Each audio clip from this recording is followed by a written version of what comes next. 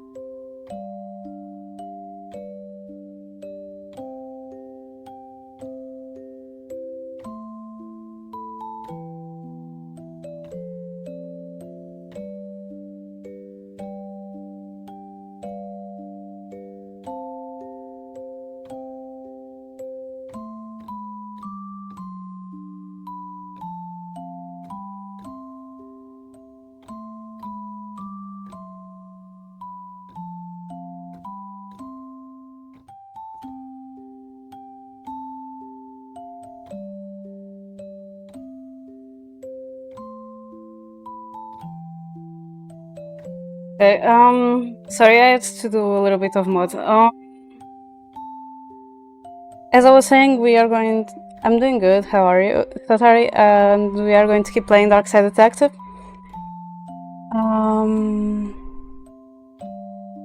And yeah, we'll see if we get one of the endings with Kurato. So without further ado, let's just switch and go. And the game closed. Yay!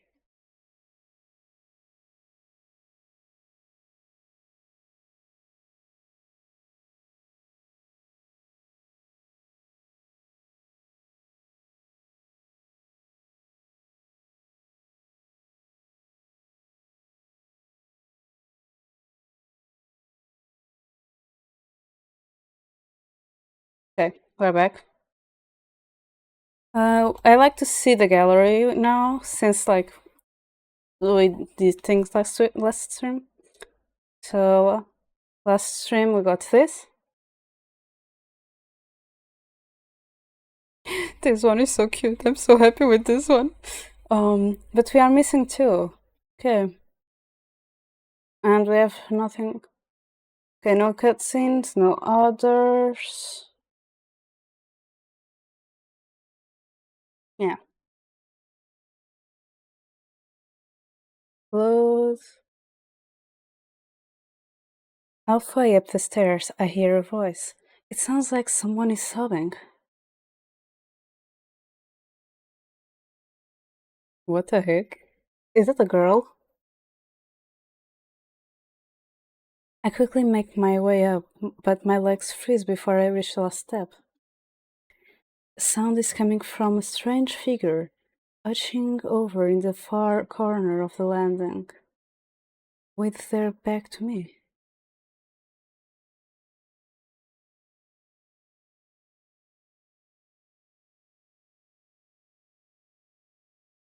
Sorry, as soon as I saw that being right, I wrote on the wall, I look at chat and see your emote.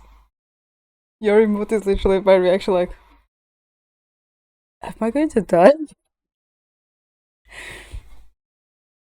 I see scribbles on the walls next to it. The largest message that make me even more terrified. Look below, it's coming for you. Why did you look? I glance behind me, only to freeze in horror as I take in a headless body creeping up to the stairs. Creeping up the stairs. The ghastly extremities are pale and breezy. with chunks of broken bone jutting out from their severed neck. Blood drains from my face. My face? Not another ghost. I need to escape. I glance back at the person and notice that the message disappeared. Pinch myself on my arm and to wake myself, but it does not work. This is not a dream. I am cornered between the sound of nails scratching the floor behind me and the whispers of strange things in front of me. Oh, oh, uh, uh, uh, uh.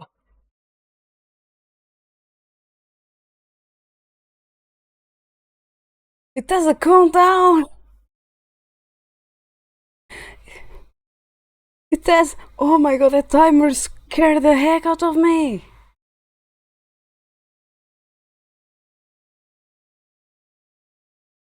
There was something great, but I couldn't even read because I saw the timer. I decided to go down. I go back down. I should be able to avoid the crawling hands. When I turned to go downstairs, the hands are gone. Sobbing has stopped too. I turn back to the landing and the crying spectre is gone. I pull myself together and continue my search for Shane.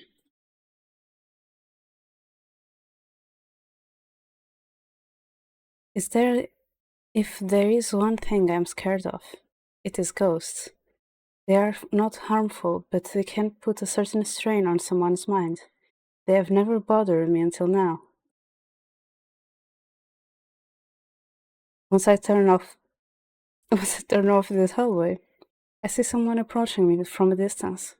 Judging from the dark clothing, I thought it was Shane, but then I hear the sound of metal dragging over the floor.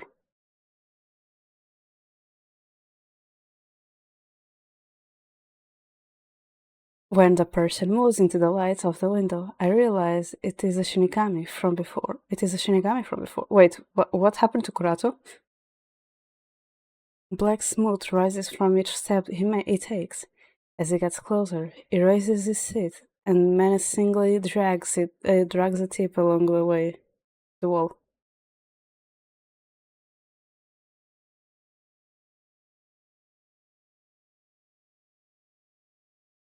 His sinister appearance, in combination with the sharp sounds, frightens me.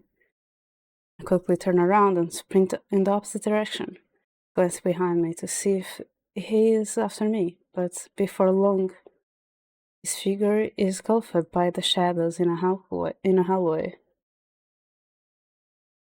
Yes. Oh, probably because it bugged. Probably because it closed the game. Yeah, probably because the game closed. You aren't able to hear it a minute. Yeah, I think it was because the game closed. So let me just do this.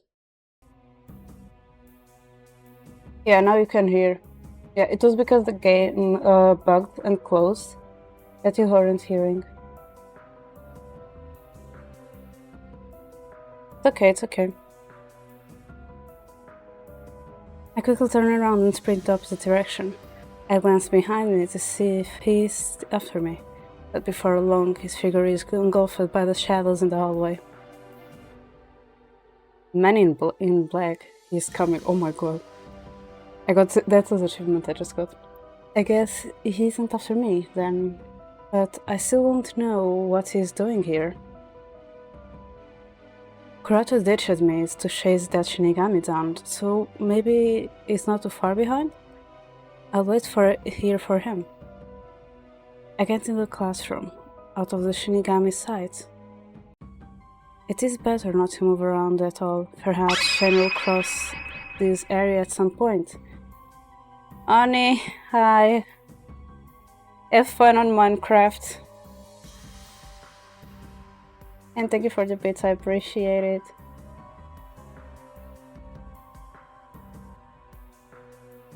It is better not to move around at all. Perhaps Shen will cross this area at some point. Suddenly, I hear the door to the classroom sliding open. I managed to hide under a table in time. With my back facing the door, I can only hear them enter. I hope the darkness is enough to hide me. I hear the person walking carefully around, as if they are searching for something. My heart starts to pound faster as the footsteps get closer. Oh my god. Good morning, afternoon, evening, Satari. They stop right behind me and I hold my breath, praying they do not find me. I wait nervously for the person to move again, but the room remains dead silent. I am wondering if they have left when the table is torn away from me, clattering loudly against some nearby chairs before crashing against the ground, leaving me exposed. Suddenly, I feel someone touching my shoulder. Scared, I scramble away from them. I have my eyes closed in panic, but a familiar voice whispers to me. Viviana, it's Blaze. I see a shadow moving in front of me, reaching out his hand. I take his hand and he helps pull me up into my feet. What are you doing here? Saving you? What? Let's get out of here. He turns around and gestures for me to come along. His presence makes the puzzle even more confusing. Why did he come for me and not the guy he's after? How did you know I was here? You seriously expect me to believe that you came to the school in the middle of the night just to rescue me? Blaze? He continues to walk in silence. It is like it does not even hear my questions. In defiance, I stop and stay in place. He looks over his shoulder and raises an eyebrow. Why should I even go with you? Before you told me I'd be in trouble if I got involved with you. Now you're acting like the good guy by saving me? You can think what you want, but seriously, come with me. You're such a handful. I'm just taking you to the exit. He walks over to me. His dark expression is not reassuring at all. I want to get away from him, but Blaze grabs my hand and forcefully pulls me along. What? Hey! I start to complain, but he does not let me go. It feels like I am being kidnapped rather than saved. Many thoughts cross my head, but one thing's for sure, I cannot trust him. While struggling in his grip, my nails snag on his arm. Layers of bandage become loose. Blaze slows down his pace and glances at me. What are you doing? I don't know why, but you seem like you really want to stay. Blaze sighs and drops my hand. Well, do as you please. Fixes the bandage around his arm and looks annoyed. I take this chance to escape before he changes his mind. I ran in the opposite direction, of where we were heading to.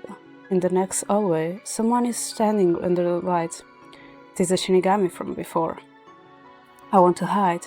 The Shinigami has noticed me already.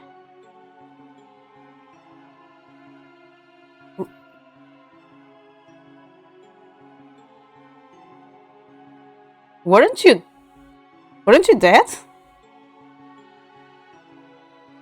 We meet again, Diviana. Do I know you? Okay, so it isn't Raya. Hey, your home is the other way. You really plan on staying, don't you? Chills run down my spine when I hear Blaze's voice behind me. Now I am cornered between two scary, unsuspicious people. Oh, you're here too. Awesome, what a coincidence running into you, Blaze. Says me to travel searching the whole night. How would you hear if you had actually tracking skills, Kaishi? If you have actual track. Kaishi? You grew up You grew up there.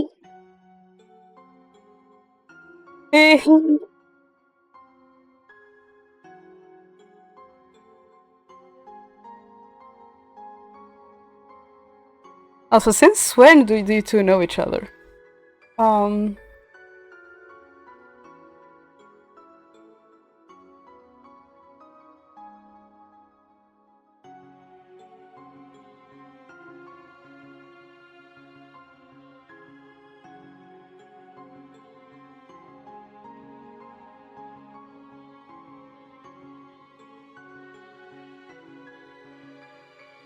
oh, his hair is actually similar to Roy. That was why. Wait, the clothes. It was the guy on the opening. It wasn't Roy. It was him. He was the guy on the opening. It was Kaishi all along.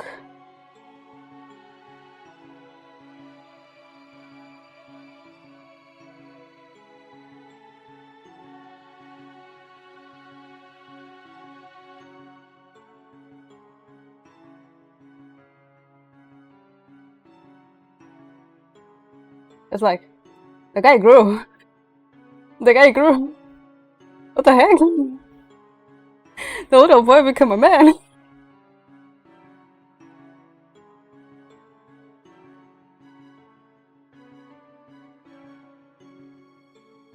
Oh my god.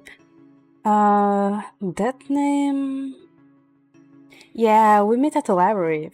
Foiled and mugging. Fell on top of me. Any of that ringing a bell? That explains why he's always like, I'm your senpai, I'm your senpai, I'm your senior. That explains why. So it probably is like a world situation where like, and the previous game that I was playing, Sin of Now Nevermore, Waltz in the beginning like appears as a little kid, like 10 years old.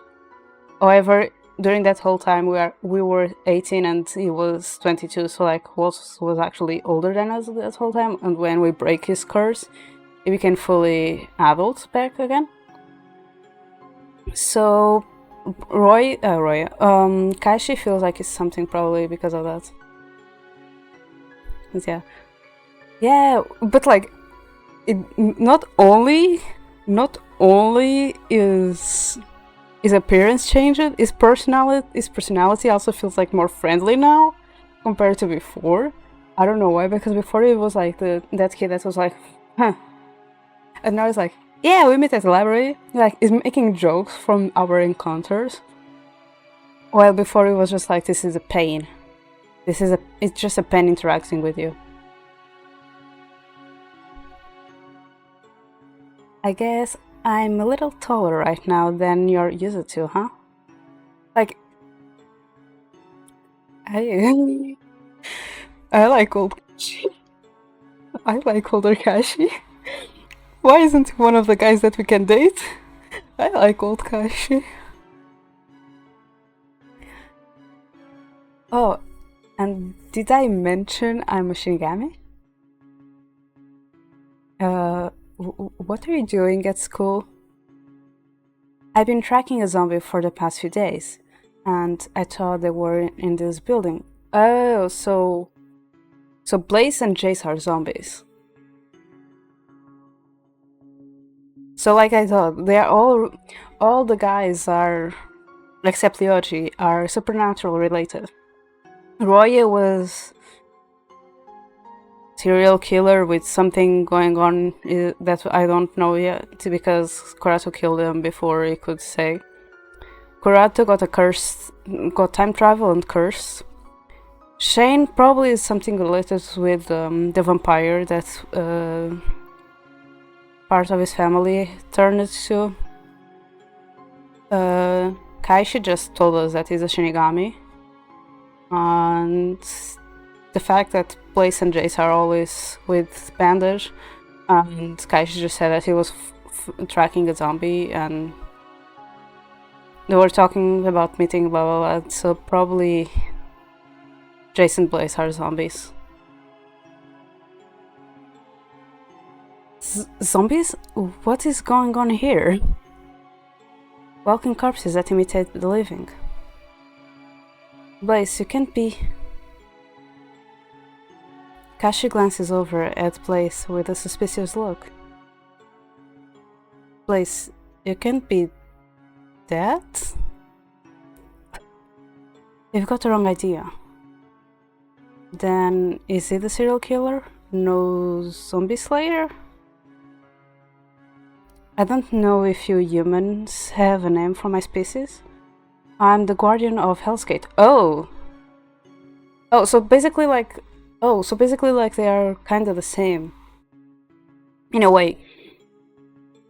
Like, Kaishi hands the dead people that he kills to Blaze, and Blaze and Jace. It's just like, we stand guard here, we are the Knights of Hell. Okay, that's better. I'm here because Kaishi can't seem to handle this problem on his own. This is my duty, and I don't need your help. You can return to the city with your brother, Blaze. Wait, Kurato was after Kaishi.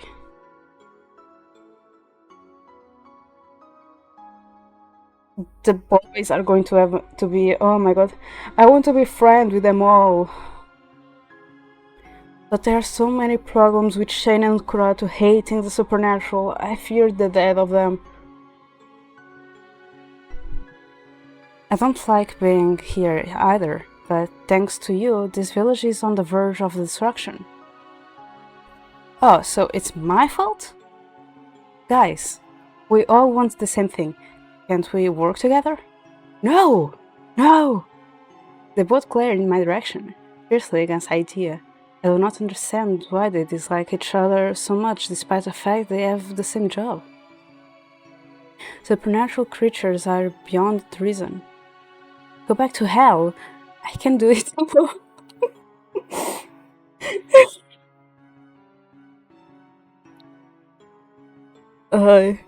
I'm laughing because go back to hell, like, it's literally standing him home, but at the same time it's like cursing at him. I have you, bury you, how are you? And I'm not cute. Oh no, licking emote. That's even worse than a hand. You clearly can't. Just look at how many people have lost their lives in the past few weeks. At least I was inconspicuous. The villagers will eliminate you if you keep forgetting to erase your tracks. No licking. No licking. She was suspicious of you even before you revealed yourself. Kaishi nods in my direction, confirming whom he is referring to. Then Blaze pulls at a bandage on his right hand, revealing dark and shiny skin underneath. His fingers contort and slowly grow into a black claw. Kaishi raises his teeth. The metal shines in the moonlight, thirsty for blood. Still standing between them, I spread my arms to block their way. Stop it! You can't fight here at school. Don't worry, the damage will be gone by morning, so we can avoid this altogether if Blaze retreats. Huh? Retreat? Like how? Panic raises within me as they dash forward. It looks like nothing can stop them. As I step back to be less of a target, something flashes through the hallway. An arm suddenly wraps around my waist, picking me up. Get carried away as the two other worldly creatures watch me with confused expressions. It takes a moment for me to realize it is Kurato who picked me up. What? Questions later. When we get a bit of the distance between us and those two, he puts me down. He gasps for air. A little out of breath, before I can ask questions again, he explains the situation. What? How did you... You forget that I have skills? It was easy to pinpoint your location once I realized you were gone. Please stop scaring me like this. It's not good for my heart. Shane already dealt with the target he was following. Apparently, it was just a zombie. There was only one, so that's taken care of. But now we've got a bigger problem. About that, did you know that your classmate Kaishi is a Shinigami? I figured it out when I went after him, but he takes a deep breath and stares at the ground, clearly uncomfortable. I wait for an answer, but he avoids my glance. After a moment, I somehow force the words out by poking him. Then give me the short version. It's a long story, and we really need to focus on getting out of here.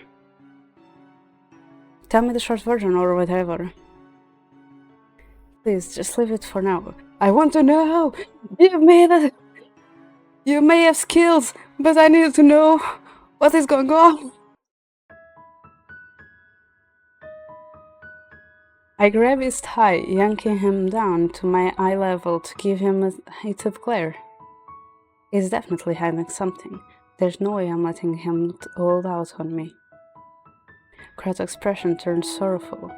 He places his hand on mine and whispers in a low voice, I did something bad.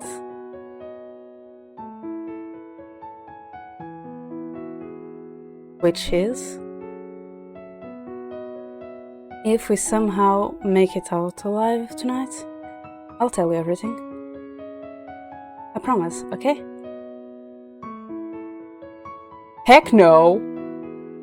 What did you do?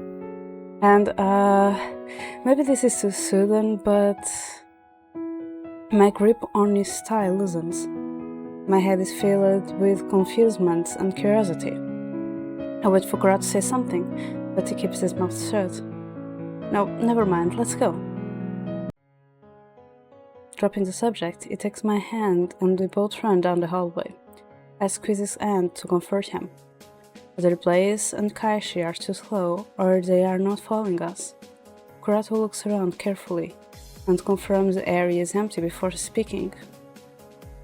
Look, these guys are creatures of the night. Whether we stay here or somehow survive until morning, or we get home as soon as possible. I'd rather get out of here. I don't think I can keep running for so long. It isn't like we are safe outside, but staying here increases the chances of getting cornered. Good, I was thinking the same. Anyway, it is highly likely that they will split up and look for us. If you can, distract whoever you bump into so I don't have to deal with both of them at once. I think you'll be fine, since they are not after you. We're going to play a big gamble, and I really need you. You make it sound like we're putting our life on the line. Don't worry, I'm the target here. He pats my shoulder and gives a confident smile. Uneasiness fills my chest. How can he be so relaxed at a time like this? I can't be the only one getting nervous. Kurato, what did you do? Tell me, will anyone get hurt or die? If they haven't killed each other already, perhaps. Try to find an exit. I'll do the same in a different direction. Go after Kaishi or Blaze. If Shane has not left already, stick with him and share this plan.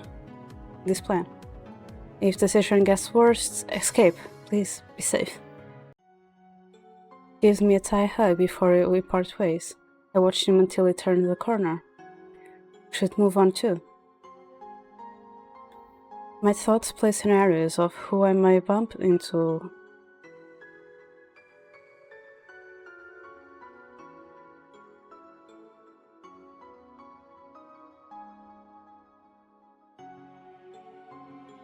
I hope it's Blaze. Although Blaze can be slightly prickly, he doesn't seem like a bad guy. I'd rather bump into him instead of Kaishi. I walk further down the hallways and carefully listen to my surroundings. Goosebumps rise on my skin when I suddenly hear footsteps coming in my direction. They're slow, which makes it almost eerie. I stop in my tracks, waiting for them to show up. This place. It is so dark that I only recognize when he is close. I am lucky I found one of them so quickly. Getting too much into my role, I approach him with a cheerful smile. Hi Blaze, it's so nice to see you. Are you looking for someone? Let me help you. Is something wrong? You're looking at me funny. A moment ago, you ran away from me. Your current act is creepy. Yeah, whatever, I'm busy, so don't get in my way. He quickly strides past me. I have to distract him somehow before he catches up to Kurato. Wait, where are you going? None of your business. You're not saving me this time. You choose to stay here. It's your fault if something happens to you. His words are thrown at me like a bucket filled of ice-cold water. Nonetheless, I keep trying to get his attention. As he continues to walk, I go after him. What happened between you and Kaishi? We call it a truce. There's something more important than going after that idiot. So I hear you're the guardian of Hell's Gate. Who would have thought you'd be walking around a human school? I can't believe it either. A grumble sounds from his mouth as he speeds up his pace. I have to put more effort to keep up with him.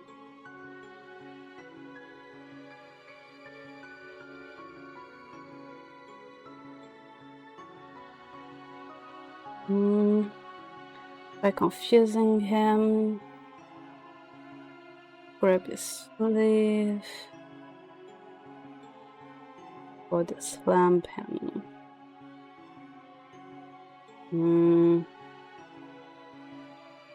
Confusing him? Blaze, I need to confess.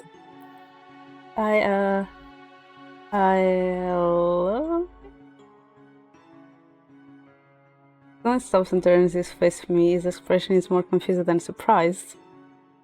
And I'm surprised too. I look desperately at him. Hopefully my words sound convincing, otherwise he might take it as a joke and move on. His pale blue eyes stare at me in silence, but then he slightly tilts his head. Really? Then I have to disappoint you. I can't return your feelings. Oh, it's okay, I guess. Don't take it personally. I just don't see myself as someone deserving of affection. Why do you think that way? Who would love some who keeps souls from escaping the torture chamber? You humans believe it's more sinful than murder? My first priority is my job. Who knows? It might even be next soon. You better discard your feelings for me. I will only disappoint you. I never thought he'd give me a proper answer. He even sounds too serious and almost sad. Think about it. Can supernaturals love someone? Sounds like Blaze has a sad life. I've never asked this question to Kurato. I never saw it as a problem, but Blaze makes a big deal of it. Maybe Kurato wants to go back to his time. What if his lifespan is different from mine? My thoughts are interrupted by a voice calling my name. As Kurato approaches us, he immediately stands between us, pulling me behind him. What were you telling her? About you? Nothing. Because you should tell her yourself. Huh? Tell me what? Everyone has things they don't want others to know, right, Kurato? Like you're one to talk. Figuring out your real identity was a piece of cake. Going undercover as students couldn't be any more conspicuous. I couldn't have lured you out otherwise. You came for the same reason as others, huh? I don't understand what you mean. Blaze pulls at the bandage on his other hand, tearing them off. He raises two black claws as he narrows his eyes at Kurato. I know he must be really serious because he's using two weapons instead of one. Wait. Stepping forward, I try to say something, but Kurato stretches his arm and blocks my way. Let's leave this for another time. It's unnecessary to fight before innocent eyes. Kurato is right. Violence won't solve problem. They sighs, giving a bored look, as if he heard the same line as a thousand times. Please, I don't want to dirty my hands any more than I have to. But I doubt this guy is willing to give in without a fight. Kurato, why is he so hungry at you anyway? To be honest, it's nothing personal against this guy. It's actually a long story. Why? The moment he gets distracted, Blaze dashes forward, swinging his arms at us widely. I like this one. Also, when did Kurato pull his loose? Kurato reacts in time and shoves me aside. He raises his hands to block the attack. And a magic circle appears in front of him, a split second before Blaze's weapon slams against it. The circle works like a shield as Blaze cannot pierce through it. Black smooths surround Blaze's claws as it charges again and again. I can see Kurato trembling as he struggles to keep up the shield and conjure up smaller circles to blast at Blaze whenever he gets a chance. Most of the time, however, he only manages to dodge. Kurato seems at advantage, as he can barely keep up the speed of attacks. I didn't know he could use magic spells. Is he a kind of wizard or sorcerer? I can feel the intensity of their battle raising the hairs on my skin. I feel like I would be blown away if I were to try to interfere. As seconds pass by, I notice Kurato getting pushed back. The shield disappears and he drops to his knees, panting. He looks really tired while Blaze is unfazed. Glances at me for a moment, and I see his lips moving. I can barely make it out, but he is probably saying something like run away. I glance around, trying to think of something I can do. I run to the nearest classroom and grab the chair closest to the door. Returning to the hallway, I raise a chair over my head, swinging it at Blaze from behind.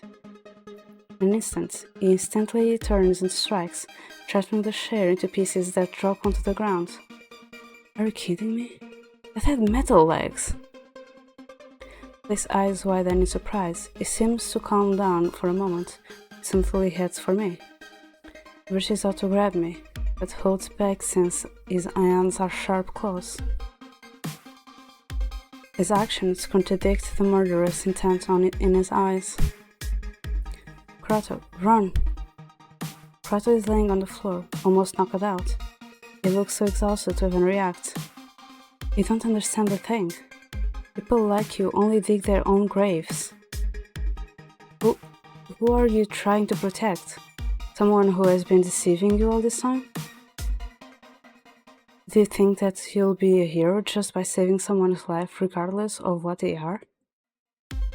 You haven't thought for a second about what is going on here? Such a simple-minded person and easily swayed by emotions. Refrain from telling me anything. Of course, I can only judge from the situation itself. Hi Shiro, how are you?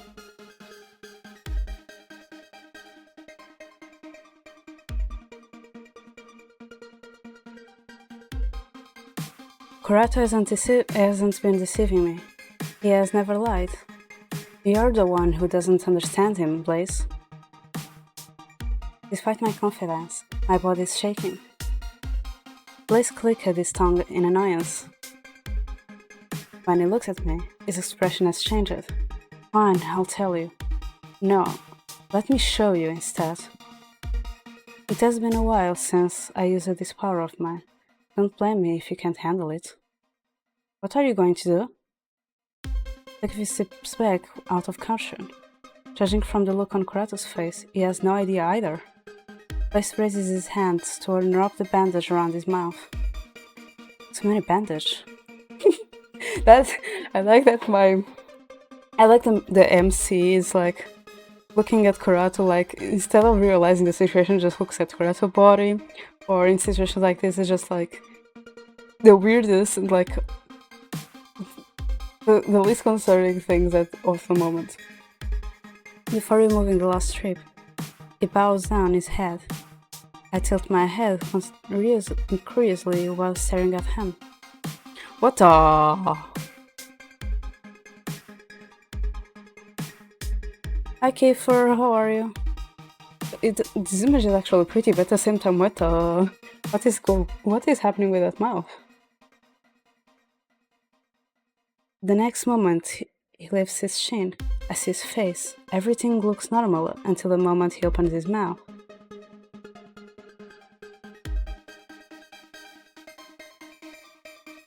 Good. It renders me speechless. My eyes are drawn in, and I am unable to comprehend the situation. I want to say something, but words are stuck in my throat. Thank you for the bit, Shiro, I appreciate it. I never usually indulge humans, but since you're so eager to know, let me take you to the past you want to know so much.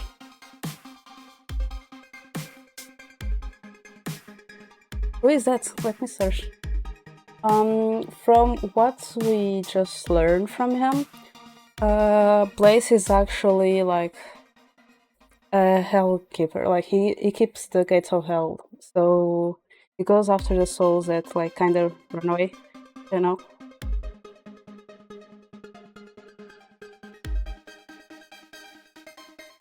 What the heck is this? Oh my god, I'm going to have nightmares. What did he show me, Kiefer? That woman was scary.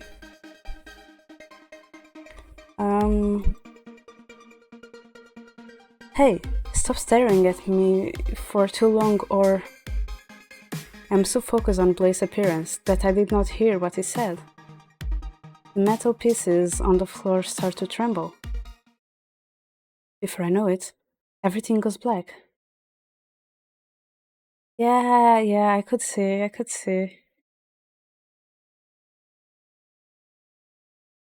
The scene is dark before me. I do not know where I am. I remember something was about to happen, but I forgot what. My mind is such a mess. Someone's past was supposed to play before me, but whose? Slowly, my memories are fading away. The more I think, the more I forget. What happened to me? I should have gone home earlier. My shoes are getting soaked. Everything is so boring these days that I keep losing track of time. Staying at home does not help, so I often go out. The library is one of my favorite places to visit because it has so much for me to discover. Even then, there is a limit to what I can do there. I wish something interesting would happen in this village, every once in a while. Anything that would kill my boredom.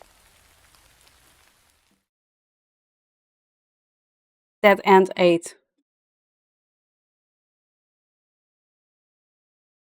So we went back to the beginning. Achievement. Starting over for some reason. Okay.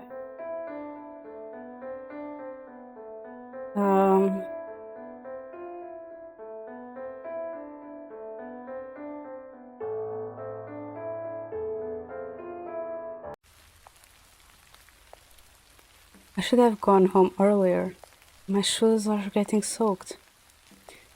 Yep, we got literally back to the prologue. Everything is so boring these days that I keep losing track of time. Staying at home does not help, so I often go out. The library is one of my favorite places to visit because it has so much for me to do, to discover. Even then, there is a limit to what I can do there. I wish something interesting would happen in this village every once in a while. Anything that could kill my boredom. I often pass by this mansion during the day, but this time it catches my attention. I wonder when I was the last time anyone last visited this place. No other house in the village looks as lonely as this one does. From afar, it looks grand. If I had to guess, it was probably built over 2 centuries ago. The atmosphere changes as soon as I approach the house, the whole building surrounded by a veil of thin mist. All the plants in the garden have been taken over by the weeds. Behind the trees, I notice an empty fountain with a fairy statue in the middle. Its expression makes the environment even more depressing. No matter how you look at it, this place has an incredible mysterious aura. There is something new to discover with each gaze around the premise. Some of the windows are broken, and the door is locked with heavy chains. My feet start to get cold, drawing my attention to my wet socks. I'll have to come back another time if I want to explore. As I'm about to turn around, I see a shadow move behind the windows. I try to focus on it. It's already gone. It is as if nothing ever happened. Was that person, or was it just my imagination? I continue staring at the windows, but nothing else happens. Even though that was strange, I am more curious than freaked out. Anyway, I don't want to stay in the rain any longer than necessary. My mind is clouded by the thoughts of the mansion. Class starts soon. The first hour is history, my least favorite. It does not take long for me to doze off. I'll just take a short nap until class is over. I want to miss much anyway. When I finally open my eyes, school has already ended. I slept through all of my classes. I should be reprimanded for it, but my teacher, Mr. Blanchett, does not usually mind. He gives me special treatment because he knows I live alone, and there is no one for him to rat me out. Perhaps I should not do that too often. My classmates look at me with resentful glares. I notice assignments lying on my desk, history and chemistry. Mr. Blanchard gave us more homework than usual. It can't get any more boring than doing the same assignments over and over again. It seems like the other students have already gone home. Wait a minute. The dead end. It was restarting. And we have that feeling of like we are doing the same thing over and over again. Are we in a time loop somehow?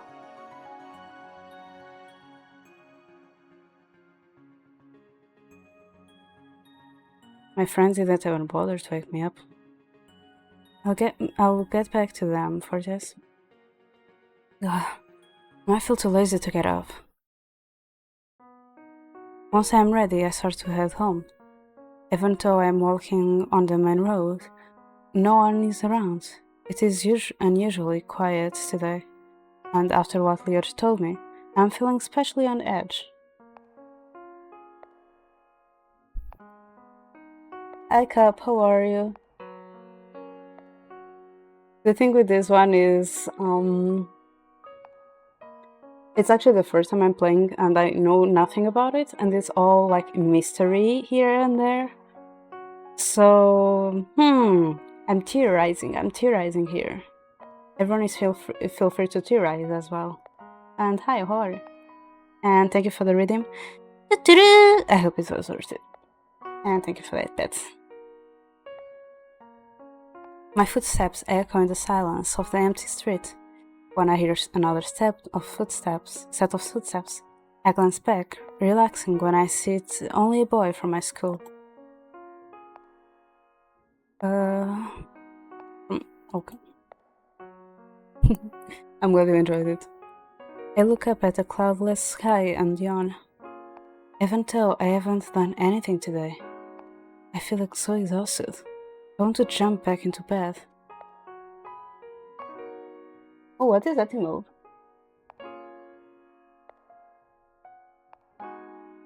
So cute.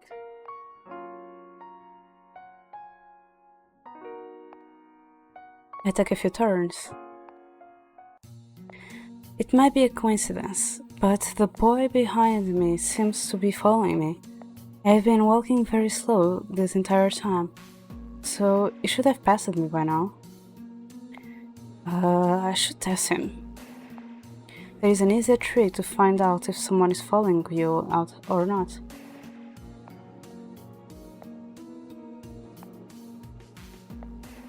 Merry happy year, Cup. And yeah, I had a fun time. Did you have a good time with the holidays? Did you relax? Did you enjoy the New Year's Eve? I saw that you did like a big stream, like kind of Europe with several people. Did you have fun with it? If I turn 3 times clockwise or counterclockwise at forks in the road, I will walk in a circle. If the other person does not that too, it means they have no destination.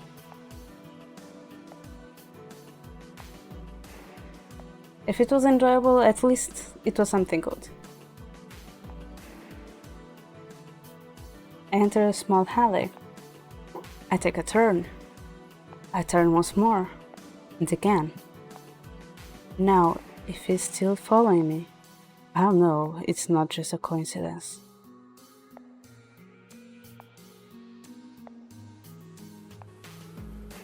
Aww. I hope you had fun memories. Right on cue, I hear the boy's footsteps behind me. That guy still following me? That sure is interesting. I speed up, trying to get him off my heels by taking more turns. All of a sudden, my arm is grabbed. I abruptly stop and turn around. It seems that my stalker has caught up with me. Oh, it's just a first year. Hello, we don't know each other, but we go to the same school and I just want to ask you something. What is it? Well, will you go out with me? No.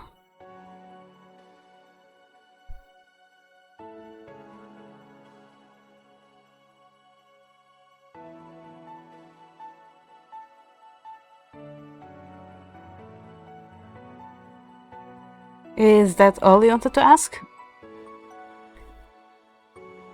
The boy looks at me and scratches his head, obviously flustered. I have never seen him before. This confession is too sudden. It might have taken a lot of courage for him to confess to me, but I do not appreciate his creepy stalkerish approach to things. It really had me freaked out. I should have waited somewhere instead of following me around.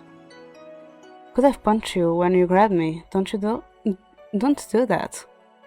Now, to be honest with you, I'm not interested in dating a freshman. Huh?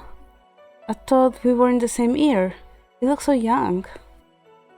Anyway, I wasn't stalking. You got it wrong, alright? Maybe you should memorize the uniforms for each class. I'm pretty new here, hehe. The first time I saw you, I immediately fell for you. Will you go out with me? Please, give me a chance. I roll my eyes at his cheesy lines. So impatient too. My answer is still no. Now, let me go. Please? The boy keeps holding onto me, even when I try to pull myself free. Frustrated, I eventually tug my arm away. This guy's attitude is really creeping me out. All the more reason to refuse him. It doesn't seem to know I need to give up. It's a brat. Sorry, forget what I said. Give me another chance. Let's start out as friends and get to know each other better. The boy grabs my other arm and pulls me closer. He's getting more forceful as he tries to keep our conversation going. Without warning, I knee him in the stomach. He yells and doubles over, finally letting me go. No, no! Don't make me repeat myself. I'm sorry. Please, give me another chance. Is he a masochist? He reaches towards me again, but I step aside and grab his arm first. Skillfully, I seize his other arm and fold them both behind his back. When I speak again, my voice is stern. Try that again, and you won't live to regret it. Huh! I never expect a small girl like you to be so strong. I mean, yes, ma'am. If you understand, then go. With a sigh, I release the boy and watch as he runs away. I hear him mumble something inaudible before he disappears down another street. The first years are always so troublesome. He called me a small girl, even though he was small himself. People like him will always stay persistent unless it's clearer with them. Maybe I should report him to the administration. Well, I probably wrote him up enough to teach him a lesson. Once I get home, I go to my room. I put my bag on my desk and drop down onto my bed. As usual, the silence of my house is so heavy I can feel it making my shoulders sag. I live alone because my parents work overseas. They are usually busy, but they still call me whenever they can. It's not like I miss them, but it is boring to always be alone. I used to have many hobbies, but as soon as I grew up, they started to feel pointless. At some point, they all become repetitive. I do not want to spend my life in an endless cycle in the same routine. As if I'm not doing that right now. I see a message. Hi Zev, how are you? Are you enjoying your day off? For the time being, I'll just stay as I am. Good, rest. This village has been always quiet. Aside from the same holidays every year, there is not much going on. Good morning, Zeph. Nabkonokor.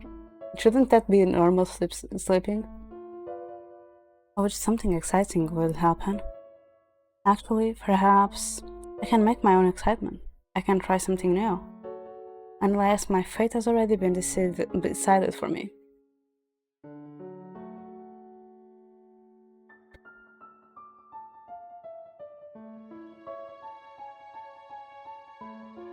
Well, at least you sleep, which is good, because you should sleep. If I could, I would rewrite this boring village. I'm really starting to think...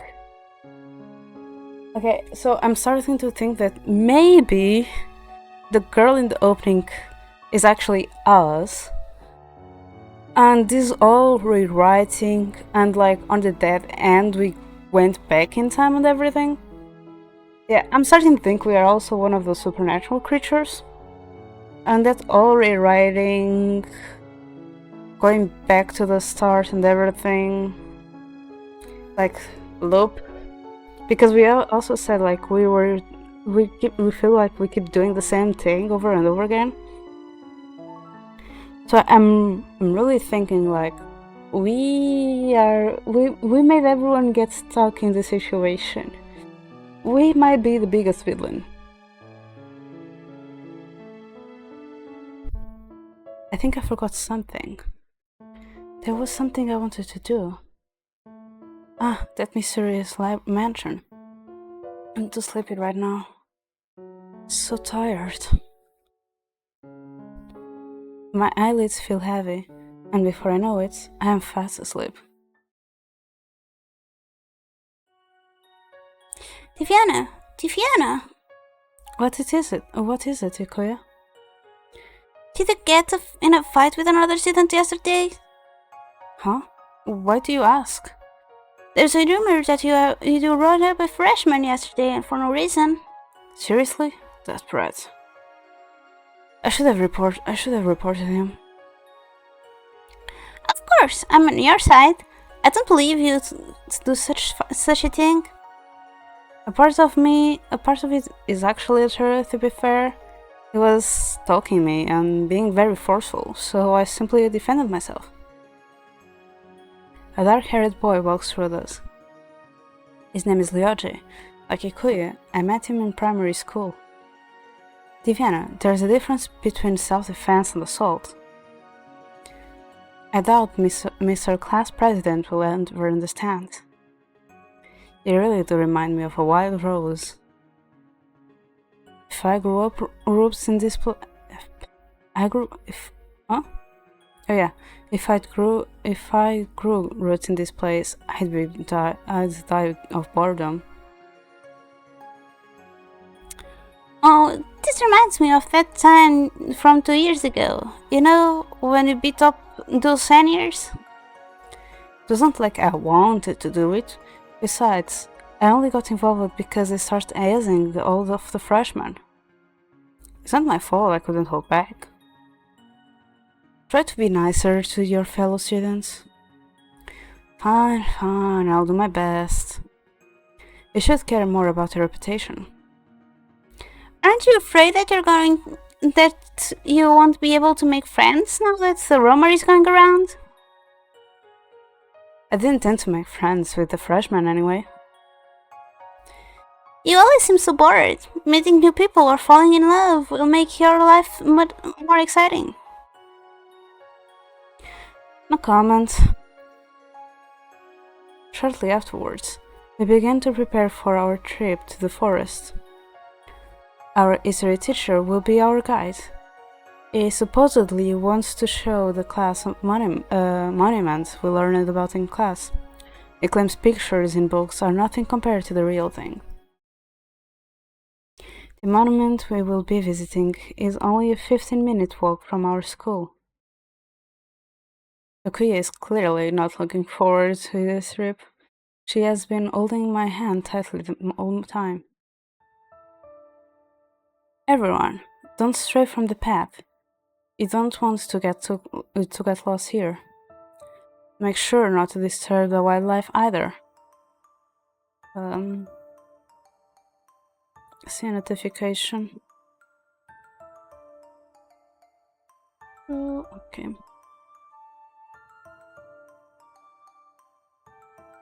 Yes, this field trip turned out to be even more educational than I expected. I've never... Oh yeah, it's me. I've never seen this place before. Well, not recently. I got lost during a class picnic once when I was in primary school. This looks different from what I remember. Ryoji, have you heard about the demon in the forest? Yeah, everyone in my neighborhood is talking about it. Apparently, the rumor started after some tourists went missing on a trip there. Do you think they're true? I don't know. I've never seen a demon before. Don't they only exist in legends? They say there's truth behind every legend. This village has many tales, but I doubt they're all true. If it's true, I hope our little demon friend doesn't eat people. Even if it does, it wouldn't eat you. You taste too bad. Ikuya punches Ryoji. Oh wait, it's not Ikuya. What? Ow! I was just kidding. Ikuya giggles at his reaction.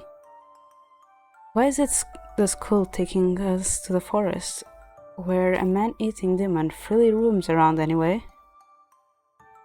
The teachers don't believe in the rumors. They think it's just a media stand, and I know this because my dad told me. I guess we'll have to see what happens. There is one thing I would like to warn you about. What is it? not public information yet, but recently a few villagers went missing in the middle of the night. No trace of them has been found. It's as if they just vanished. For real? I sure won't be walking around alone again. If we're headed in the same direction, I can walk you home. You can also ask your brother to pick you up. My brother? No, not him. Why? He's from the elite class. He stands out too much. Well, if all eyes are on you, no one's going to make a move.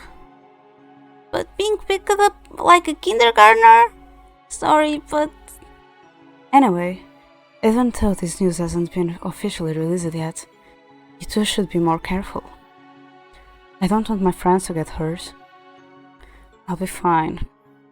Anyway, should we ask Mr. Blanchett about that demon rumor? Don't mention that. You're ruining the mood. Let me ask him. We eavesdrop on Leo's conversation. Excuse me, Mr. Blanchett. Do you know anything about the demon rumors? Oh, Lyoji, well... The teacher lets out a sigh and scratches the top of his head. You don't believe in them, do you? Not in the slightest. This forest is home to many different species of animals.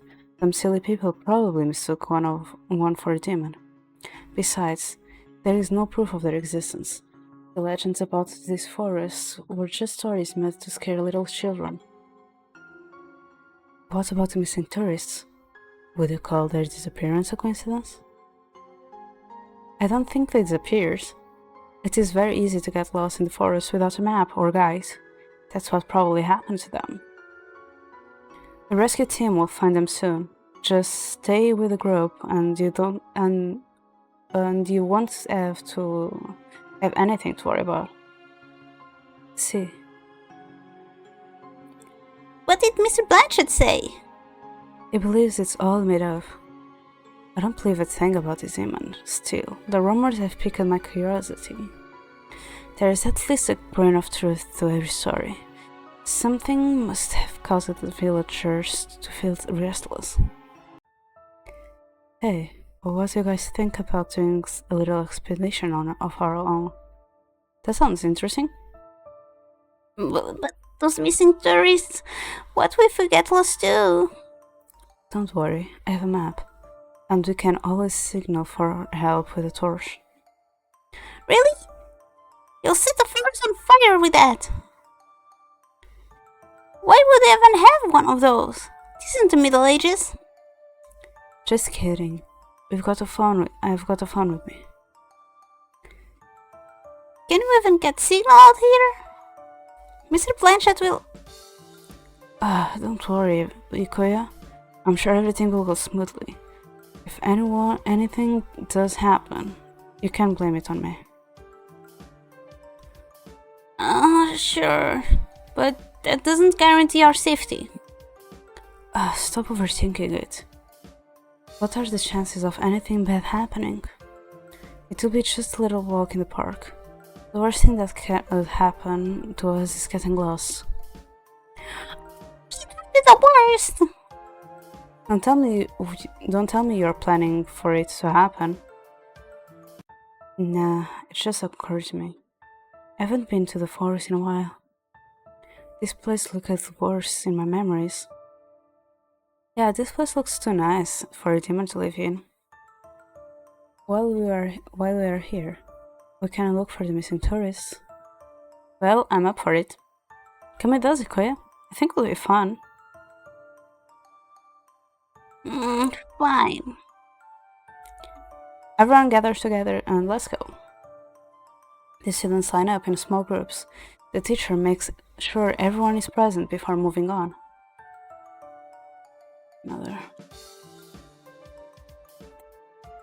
Psst. When do we sneak out? Let's head back to the let's head to the back of the line. They won't be able to see us there. As the group follows the path, we go for the other way. A few minutes later, we end up at a fork in the path.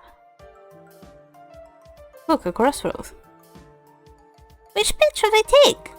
According to the map, the right path goes further into the forest while the left one leads to a waterfall. Let's go to the waterfall. I don't think there is anything of interest among more trees anyway. Excited, Liaji skips ahead. After a few minutes of walking, we reach the waterfall. A large shimmering lake fringed by lily pads rests at the bottom of it. The cliff face of the waterfall also has a path of rocks lined along it, providing easy access to the other side of the water. The water is so clear, I can see the bottom. Wow, it's huge! The water looks so sparkly. I want to jump right in. You get excited over the simplest things, don't you? There might be dangerous animals or bacteria in the water. If you jump into, you'll probably be eaten alive. Boo, you always ruin my fun. Hilaji chuckles at her reaction. I take a closer look at the lake. I can hear the sound of birds singing, but there does not seem to be any other animals around. These rocks could serve as perfect seats. Divina, come over here. I'm going to explore it for a bit. I'll be back soon. We'll be waiting here. Don't go too far, okay? No, don't worry. I skip over the right side of the waterfall, trying to see what might be behind the stream of water. To my surprise, there seems to be a hidden cave. In the corner of my eye, I notice a shadow moving in the bushes. Hey, let me just see something. Because sometimes there is someone that starts swimming. That way I can lurk.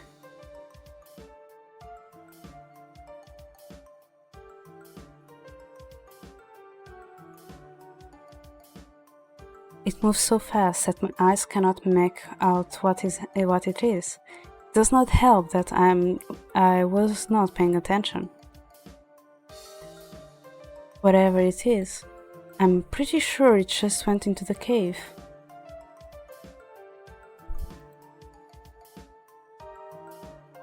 I look towards the entrance and notice another path of rocks leading inside.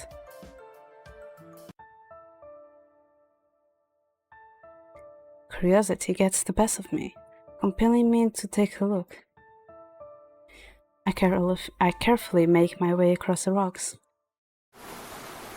After I manage to get behind the waterfall, I peer around the cave. I cannot see anything in the darkness. The sound of falling water echoes around me. I wish I had my phone with me, so I could use it as a flashlight. What could be back there? I know I saw something happening a moment ago, but I can't see anything. Was it just my imagination? I try to shout.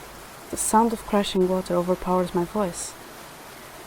As I walk deeper into the cave, I try again. Hello? Is anybody there? I call out a third time, but I can only hear the echo of my voice. I hear footsteps behind me. Surprised, I turn around. A shadow stands at the entrance. Who is there? I can't tell from the person's build that he's a man, but through the darkness I cannot make out his facial features. Who are you? I shout again, this time louder. Who are you? Stop yelling, I'm not deaf. The man suddenly starts walking towards me. Surprised by his movements, I step back. I slip on the wet, uneven surface and fell flat onto the ground. Ouch! A rain reaches out to me, and I am surprised by the man's kindness. Light suddenly filters through the waterfall. and I can finally see his face. Are you hurt? No, I'm okay. I take his hand and pull myself up. He gazes at me with his narrow, violet eyes, but I am more drawn to the long, crimson hair he has tied into a loose braid. The man's delicate facial features contrast with his his muscular torso and wide shoulders. He is wearing odd, traditional clothing. In particular, the color around his neck raises a lot of questions. I have never encountered anyone like him in the village. You are disturbing my peace with your shouting. That was so blunt and rude. Didn't answer me. I'm guessing you're one of the tourists? Tourists? Can't you see I'm a student? How did you discover this cave? Are you lost? No, I wanted to follow the path outside and never come back. This is a private property. Wait, who are you? And what are you doing here? How did you know about the tourists? And don't ask so many questions at once. Don't just cut me off, answer me. Never mind that, go back to your group already. But the man roughly grabs me by the wrist and pulls me back to the cave entrance. Hey! Stay away from this place. The man effortlessly pushes me out of the cave. I turn around to complain, but he's already gone. It disappeared as mysteriously as he appeared. What a rude guy. Not like he owns the cave or anything. This reminds me of how I treated that first year kid. At least I gave him a chance to explain. This person was just...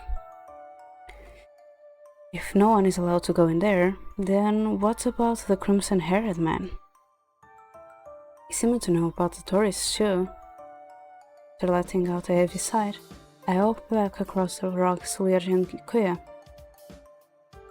Hey, Diviana, back already? Did you find anything interesting? Nope. I met a weird guy, but he doesn't seem worth mentioning to Ikuya and Ryoji. Maybe demons don't live here after all. Jeez, Ikuya, have you given up already? Of course a demon won't show itself so easily. We should keep looking around. Nah, I'm tired. Let's go back to the group before Mr. Blanchett notices we're gone.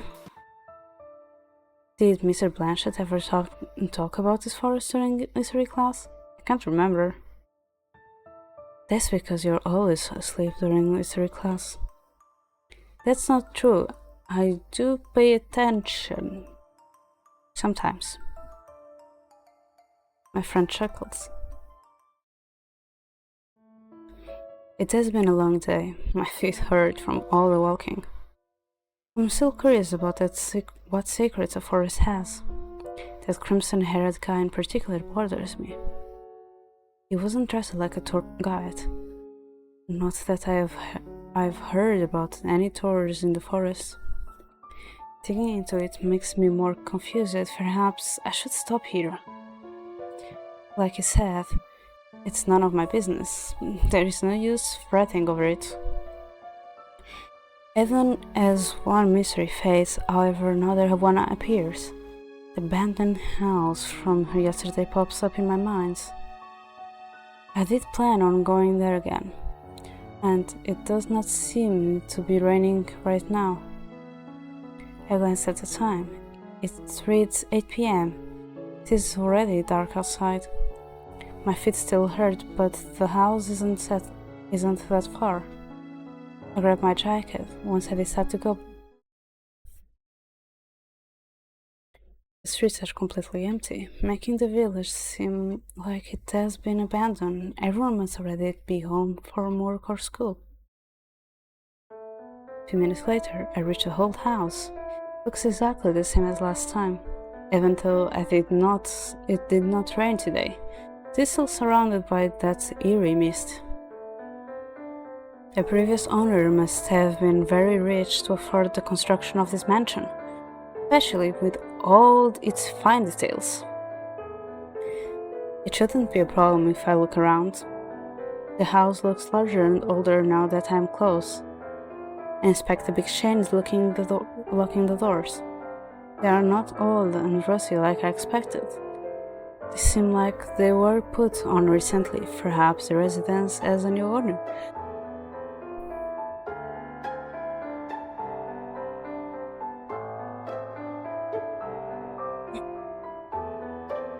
Suddenly, I hear a sigh from behind me. Quickly turn around to look at the source of the sound. There is someone sitting on the edge of the fountain. It blends so well with the dreary mist that I had not noticed when I first entered. I slowly approach the man. Up close, I notice he looks near my age. He is most likely from the same school as me, but I have never seen him before. His uniform design is not one I recognize. Perhaps he's part of the elite class, like Ikuya's brother. Each elite class wears a custom design uniform, making it difficult to be certain they even attend our school. To complement their unique uniforms, the elite class also has special rules, but I never bother looking into them. Its members rarely appear at school, so only a few of us have ever seen their faces. Needless to say, there are many rumors about that class. According to Ikuya, you need to have very high grades to qualify, but there might be more to it than that. Many students envy their statues.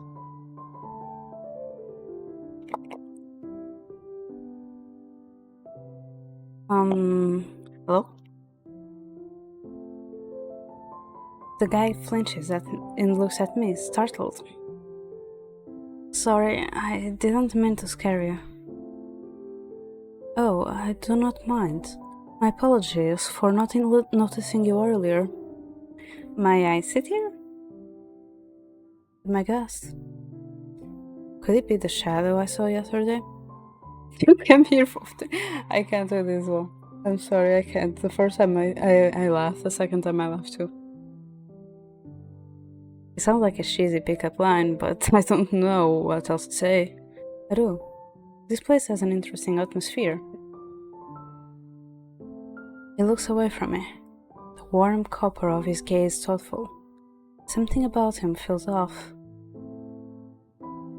I'm not sure, but he is sad. I'm not sure, but he is sad? I can't really read his expression. What about you? Well, I can tell him that I saw something strange here and the other night and came to visit. It sounds weird. I never noticed how interesting this place was before, so I thought I'd come take a closer look. At this hour? I like going for a walk at night. Ah, likewise. The man's expression clears up and he smiles. Would you like to go for a walk with me then? Sure. It's odd that someone would offer to go for a walk with the person they just met. It does seem friendly and polite though. He stands up, and we follow a path through the garden. Unlike the rest of the garden, this path is not covered with weeds. The ground is even and well trod. As we walk, we point out the statues hidden away by unusual shrubs and flowers I have not seen before. It does it so naturally. It is as if he owns this place. The moonlight and starry sky illuminates the view, which makes it even more beautiful. I never expect to find beauty in an abandoned place like this. The man smiles mysteriously at my comment. You seem to know a lot about this mansion. I'll be happy to answer any questions you have. Do you know who put the chains on the doors? His eyes swivel off away from mine again. The man hesitates to speak. I seem to have found my answer. I do not know about it. I guess he doesn't want to say. He looks flustered. Maybe I should I shouldn't push it for any further right now. It's getting late. I should go home. Have a good night. As I head back to the front yard, I realize that I have not asked for the man's name. I turn back and try to find him, but he's already gone.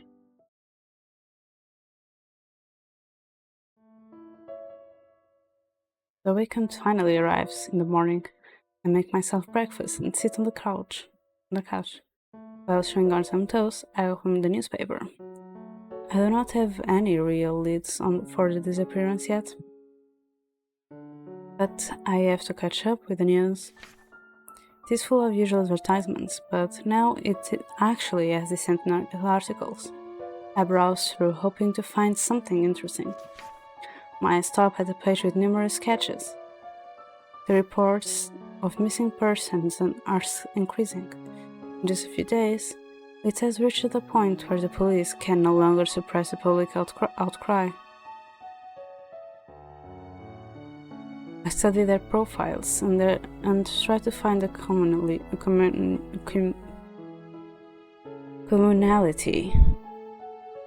but there does not seem to be one. Age, gender, appearance, occupation, address. Nope, nothing adds up. This is going nowhere. I recognize some of these people, but I don't think they knew each other. Then again, if it was that easy, the cops would have solved the cases already. I doubt people disappear without a trace. They must have gone into hiding or were kidnapped. The thought of someone I know suddenly disappearing is scary.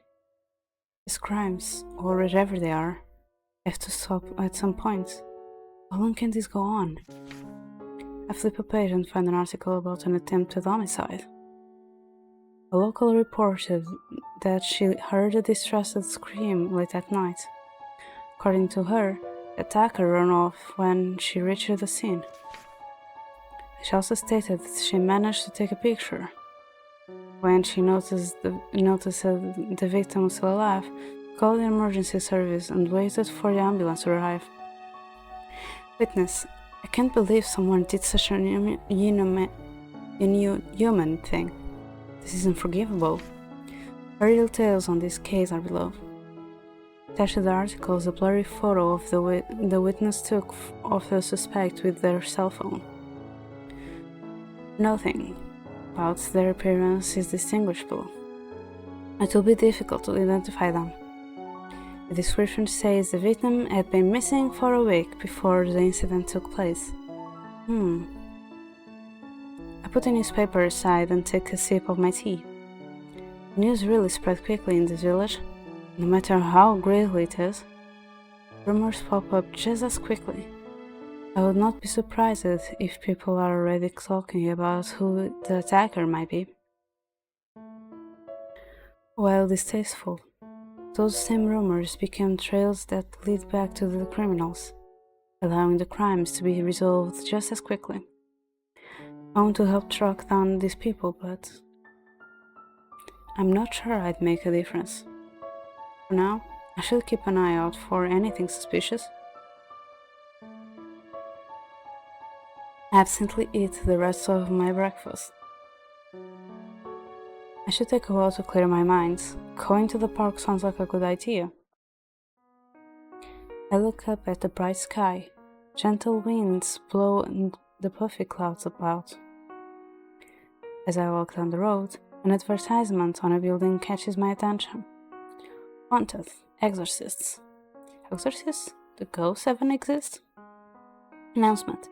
Recently, there have been sightings of ghosts within the village. We are looking for exorcists to deal with them. Seriously? I don't think anything remotely supernatural has ever happened here. And I know people are supposedly seeing apparitions. A sighting of ghosts, sure. The park is practically empty, despite it being the middle of the afternoon. There is only one person, a boy, on the entire walk. He seems to have noticed me too, but I do not pay further attention to him. I sit under a nearby bench and close my eyes, enjoying the silence. Weird things are happening in this village. It's interesting, but a bit concerning too.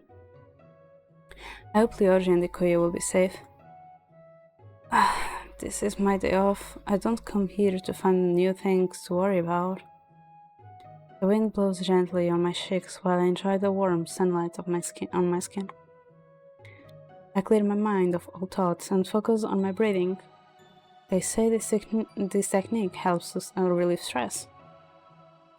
A moment later, a figure blocks the sunlight. With my eyes, I notice a silver-haired boy standing in front of me. Excuse me, miss? Yes? Can you tell me where the haunted house is? Haunted house? I never heard of one around here. I'm sure it's supposed to be nearby, but I can't find it.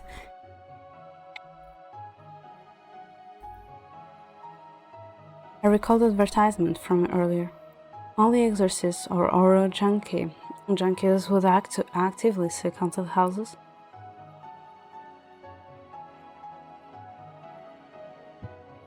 He looks too young to get a job, but the alternative seems more unlikely, given his innocent demeanor.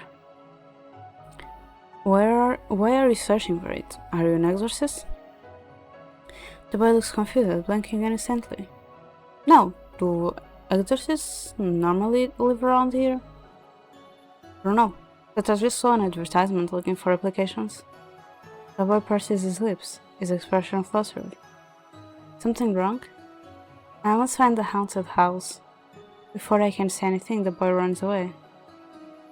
I wonder what that was about.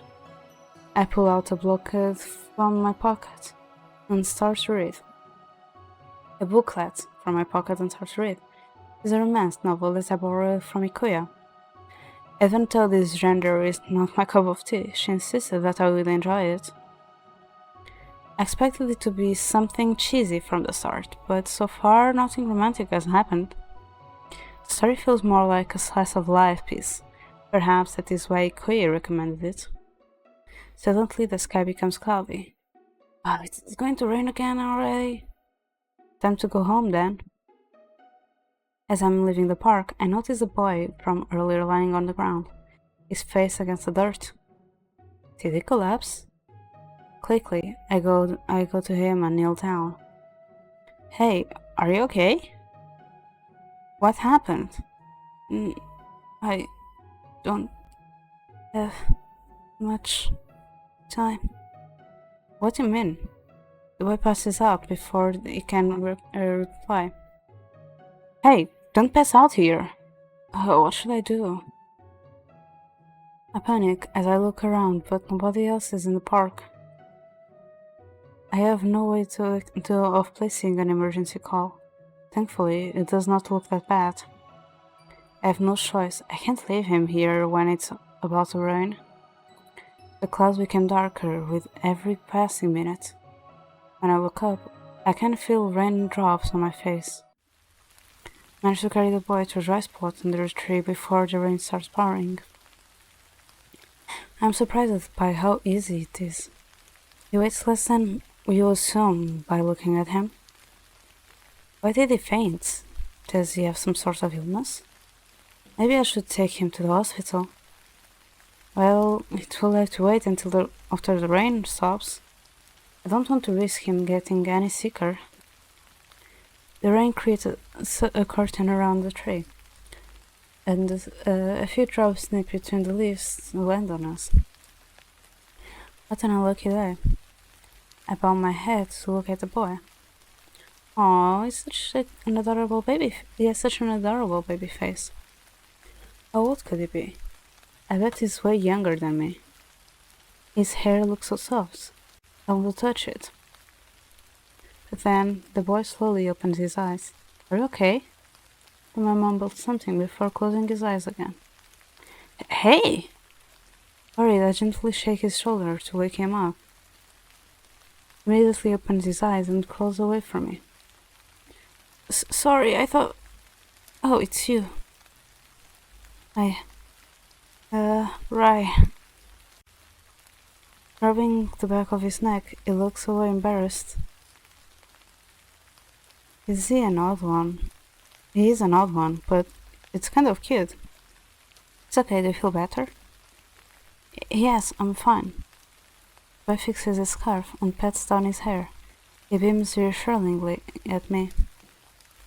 The boy looks at the grey sky, surprised by what he sees.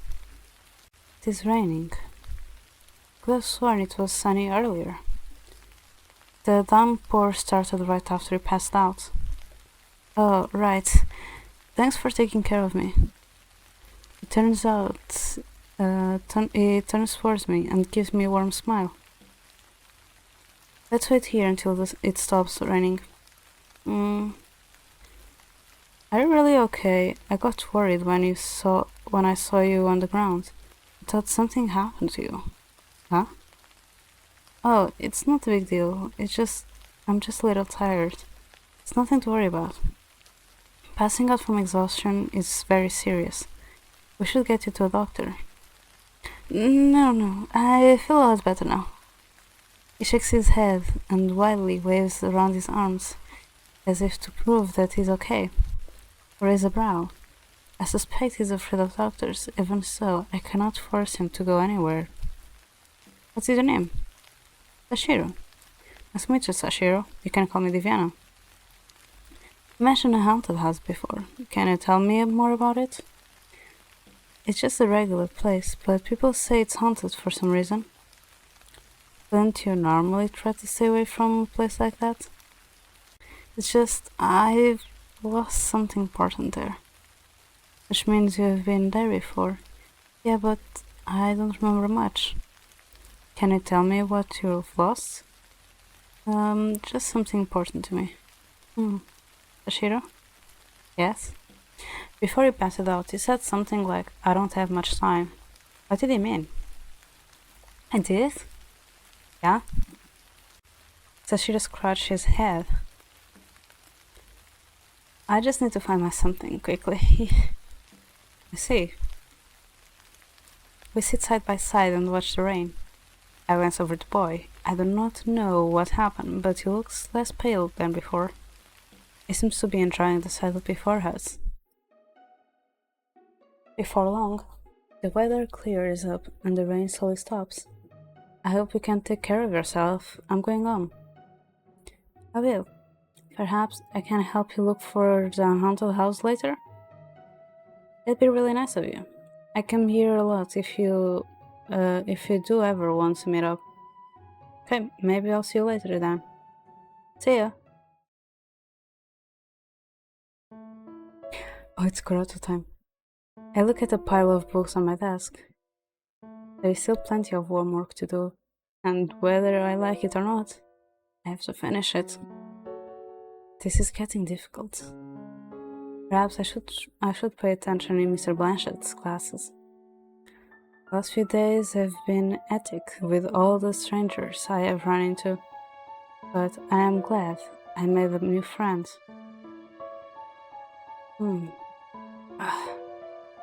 How can I work like this? I try to focus on the textbook, but my mind keeps wandering. The man by the old house, the guy in the cave, and old Sashiro from the park. Even though I only spoke with them for a short time, they have piqued my curiosity. God, I give up. I want to find out what is going on in the village. I wonder what Lyoja is up to. Maybe I should call him. I dial his number, but the call goes to his voicemail. I guess that he's still busy with his after-school activities. Could call Ikoya and tell her what happened, but it will only get her all curled up, so I brush the idea aside. I throw myself on my bed and close my eyes. This feels a lot better. A moment later, I hear knocking on my window. Annoyed, I get up and check the source of the noise. I love this. I find myself being waved at. What? Let me in! the hell are you? And what are you doing up here? Hurry! Get down first. Just let me in. What's wrong with this guy? He scaled my house. Seriously, how can a stranger expect me to let him into my rooms through the window? He must be the worst burglar ever. I'm not stupid enough to fall for such an obvious trap. Ignore him and lay back down on my bed. It's common sense not to let strangers in your house. The knocking stopped after a moment. It seems like he has finally given up. Silently, I go back to my bed. I cannot help but worry about what happened to the guy clinging to the side of my house. Maybe I should check on him and get a ladder or something? I lean outside of my living room window and look up. Strange. I can see the window of my room, but there is no one outside. I shrug and turn back, going to my room. I'm shocked by the sight of a man laying on my bed. Oh my... How... You... Huh? How did you get in here? Are you a burglar? I'll call the police. I frantically search for my phone.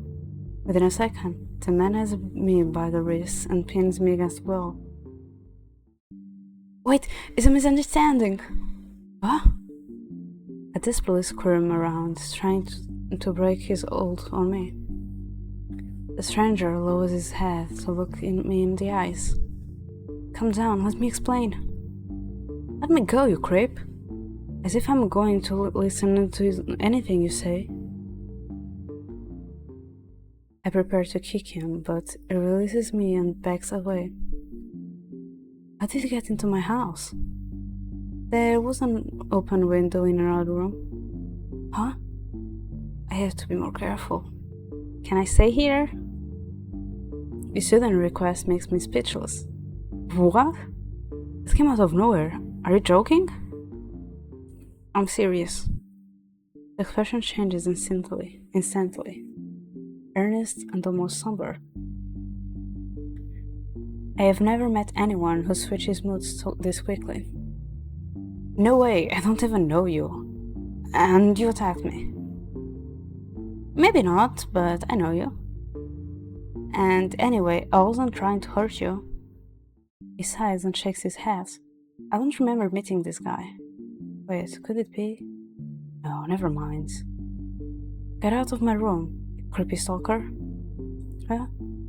I've been demoted to a stalker now? Either way, you're a pervert. A burglar, a stalker, and a pervert.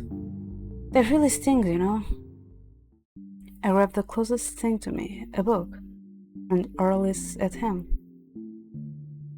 Get out of here! Go away! Wait, I wasn't finished. Get out now! He dodges my next projectile before slicking towards the window.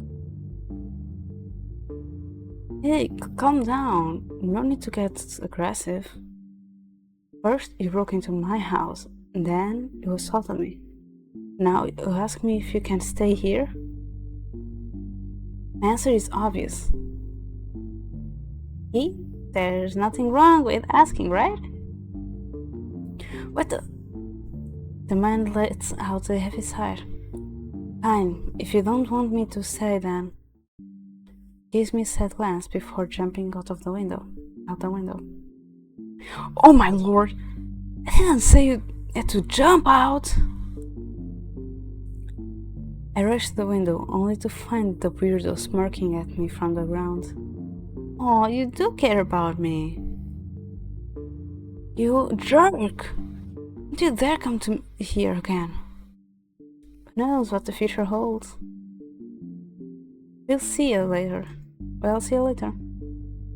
My eyes follow the figure as he walks through the street and out of sight. I'm relieved that he did not steal anything, though my heart is still racing from shock. It's the first time I've met such a hobo. These days are getting weirder and weirder. I'm enjoying the art so far. This from the things I see and I saw.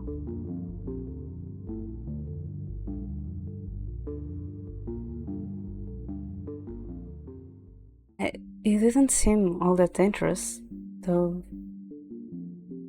It left easily though enough too. Maybe, yeah, maybe after ends, before raiding, I'll show you the little things we have already. Wait a second, something is off. Why go through such lengths just to ask me if he could stay here? I know it's easy to climb to the landing, but this is just odd. I wonder what his intentions were. Shake my head inside. More questions bubble up as I think. Calm down, Diviana. You shouldn't dwell on this. The weekend passes quickly, and I'm back at school on Monday. My mind is filled with flashbacks from the past few days. Meet a suspicious forest dweller, a mysterious gentleman, a frail younger boy. Not to mention the weirdo snuck into my house. I love that Kurato is the weird. I love it. I cannot help but find such odd, suspicious people interested.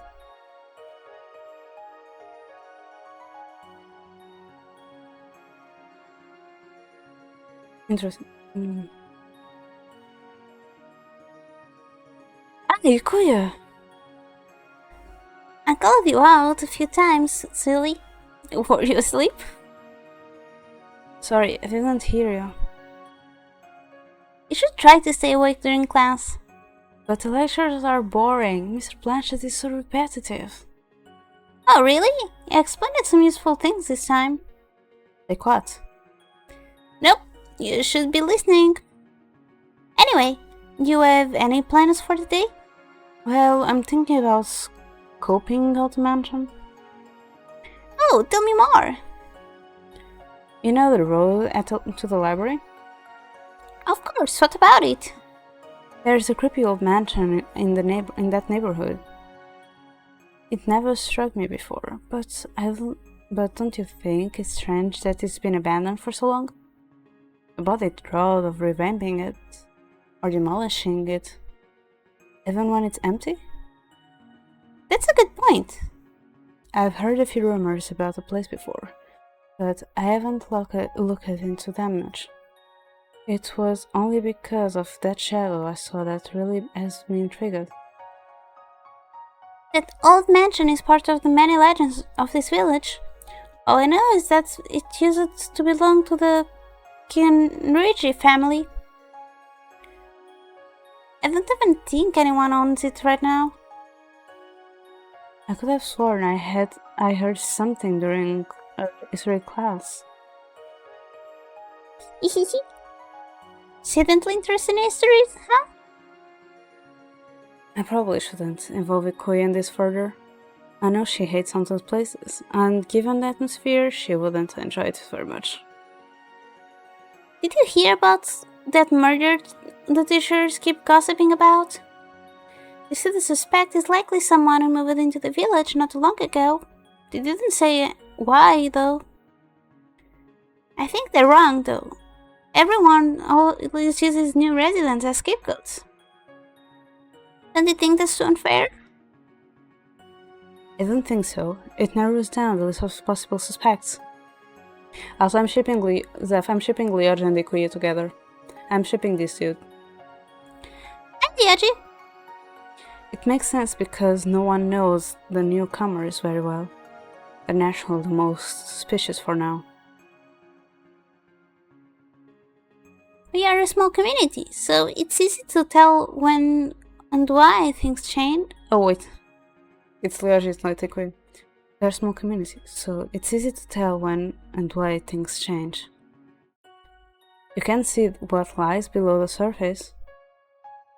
Yoshi's method does narrow down possible suspects, but I don't agree with using new residents as scapegoats.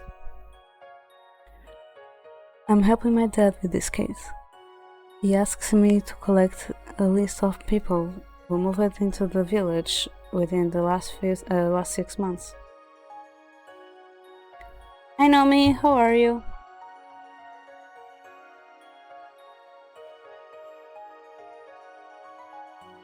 If anyone comes to mind, let me know. It really helps us out. Hey, Professor. I know you approve of his crosses. I don't really agree with your method, but I'll let you know if I think of anyone. Thanks for the help. Yana, you can stay over my place while they are investigating. You live alone, right? You should seriously think about it. I'm fine. Thanks for the offer, though. And now the opening, because we are going to pick the route.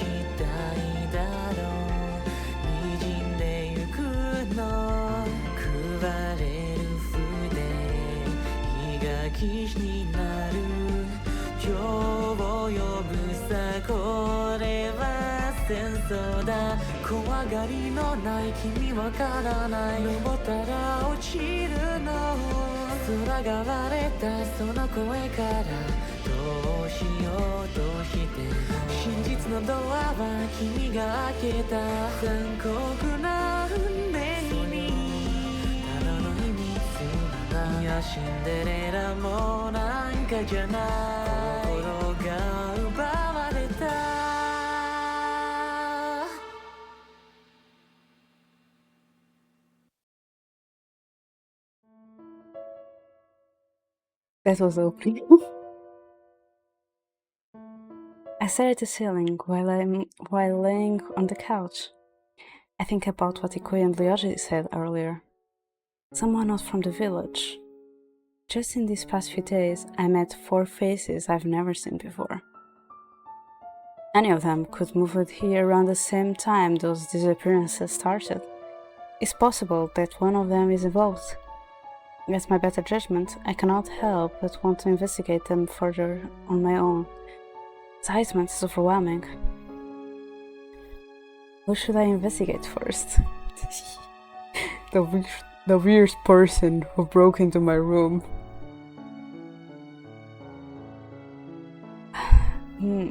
It was really suspicious. An image of him pops into my mind. Yes, I should investigate him. Could it be? Could it be him? He was acting pretty weird after all. I told him not to come back, but I wonder if there is a chance of encountering him again. Should be able to find him, given how small the village is. I tried to recall his appearance, but he did not have any unique features. Now that I think about it, however, he had a strange sense of fashion. I've never met anyone who dressed the way he did. Oh well, no use fretting over the small detail. I'm sure I'll recognize him if I see him again.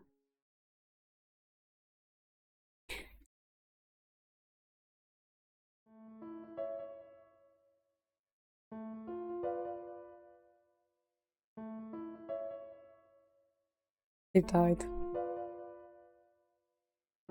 The next day, I wake up from a strange dream about a brown-haired guy from yesterday. He waved at me with a blood-stained hand, then whispered, "It's our secret." Yeah, because There is the thing with this dream, that before there was a similar situation, but on the park, the situation on the park was really similar to one of the dreams that we had. So the thing of we actually rewriting the city over and over again, like we being on a loop where we are just playing the same day over and over again, can be possible. So we are like a soprano, so we're literally being the ones going back in time over and over again. And the girl that appeared last, like the angel thing, girl, with actually us. Especially because like that would make sense with the fact that we are playing, like breaking kind of the fourth wall in like, since we are the main characters and we are playing the game over and over again with to get endings and everything, could actually be like a reason why we can go back like over and over again, especially because like the ending that we got, that was Dead End 8, which is called Starting Over for some reason. It might be like, spoiler, like this is actually what is going on.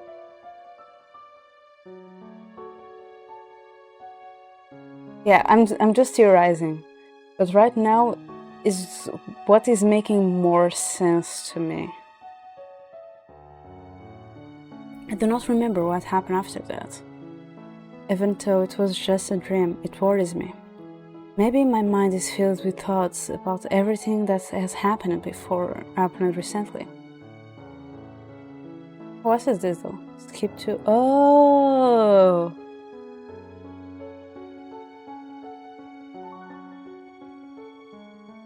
Oh, okay, I could have gone back! I scratched my head and said, on that time limit choice, I could have gone back.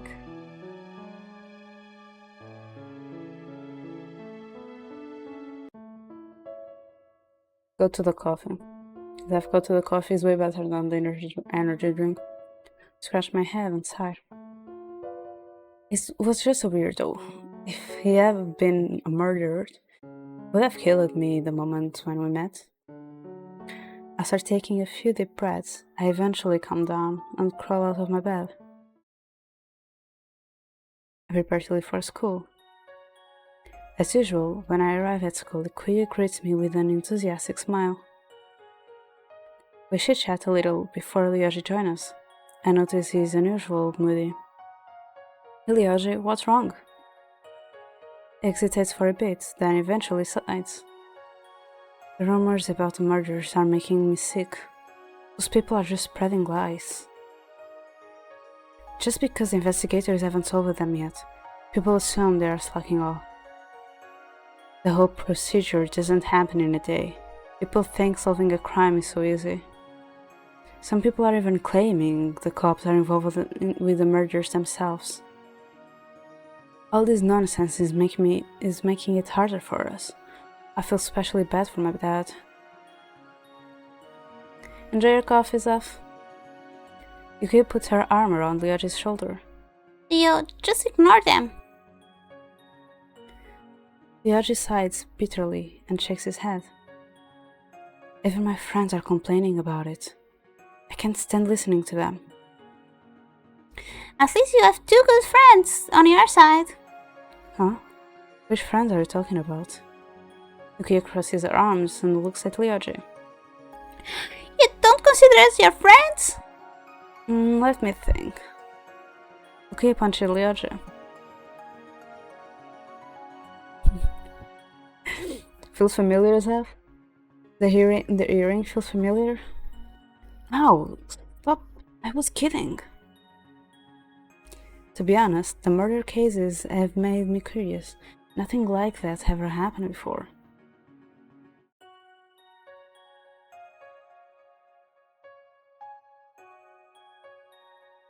Right, I also miss the guy that had a cross earring. Don't you think, Nami? I think we haven't seen him since March. Back then, he was a K-pop trainee,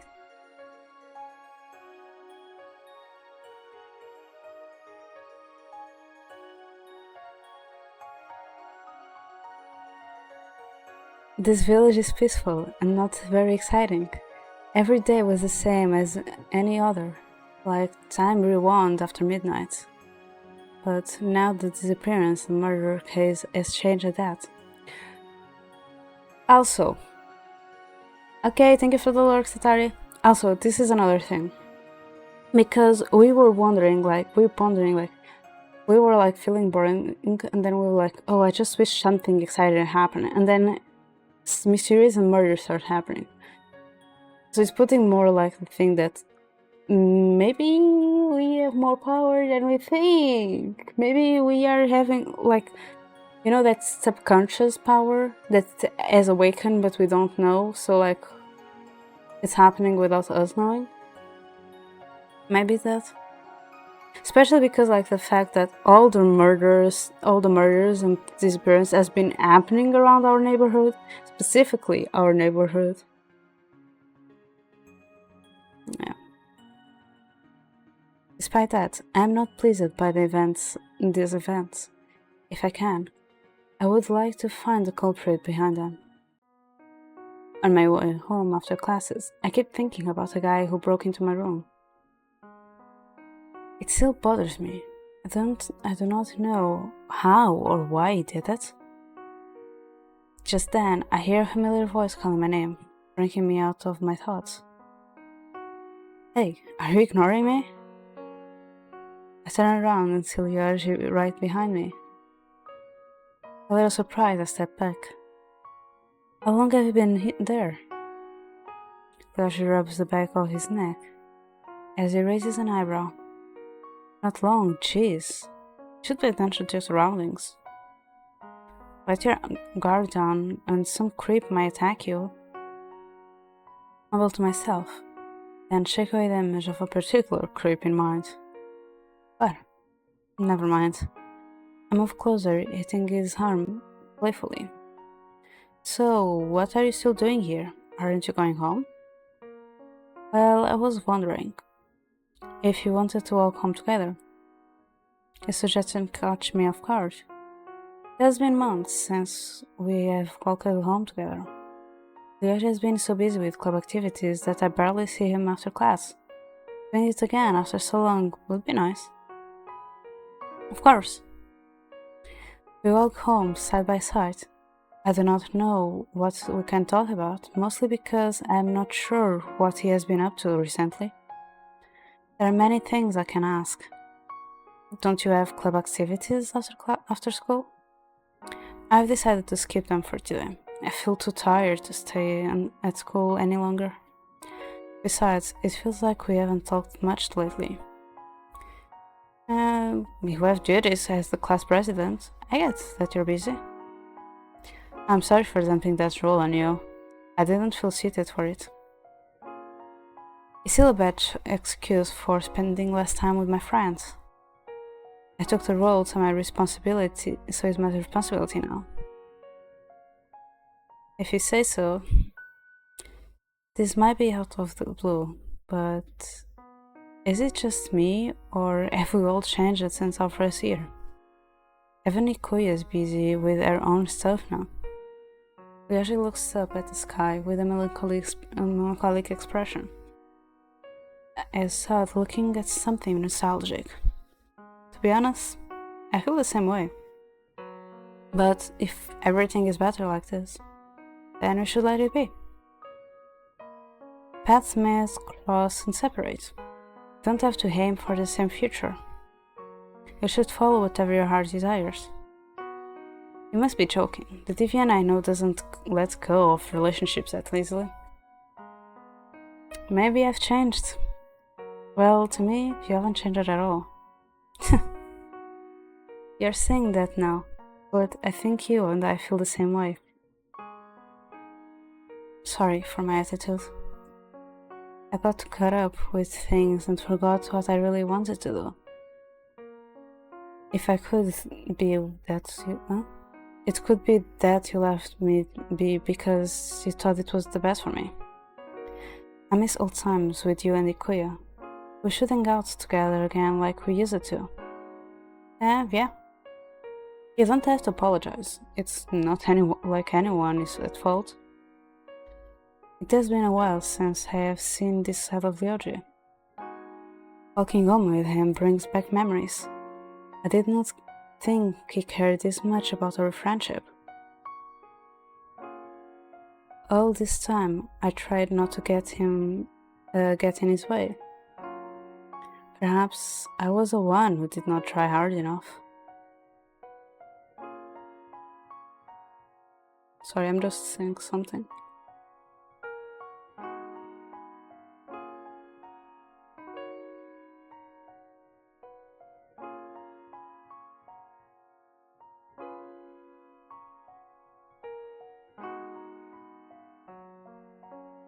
Because Ryoji lives further than I, we part ways when we reach the neighborhood, and I walk the rest of the way home by myself.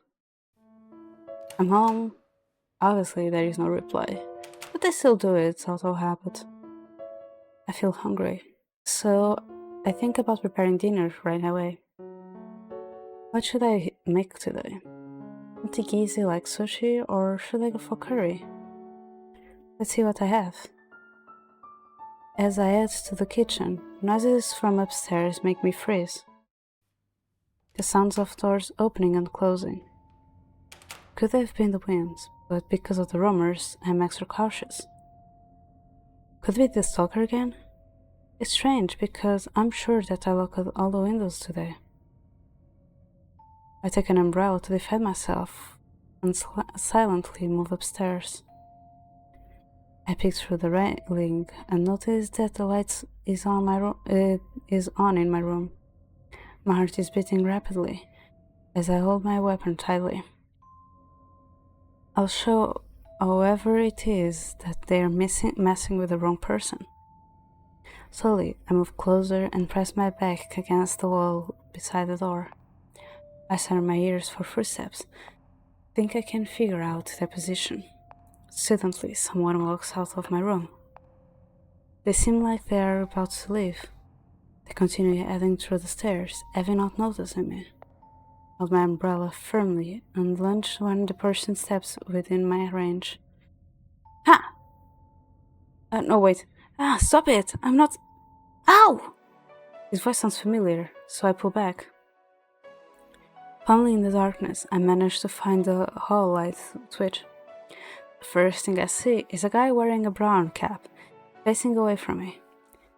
And I immediately realize it is the same person who broke into my house the other day. Come to steal again, huh?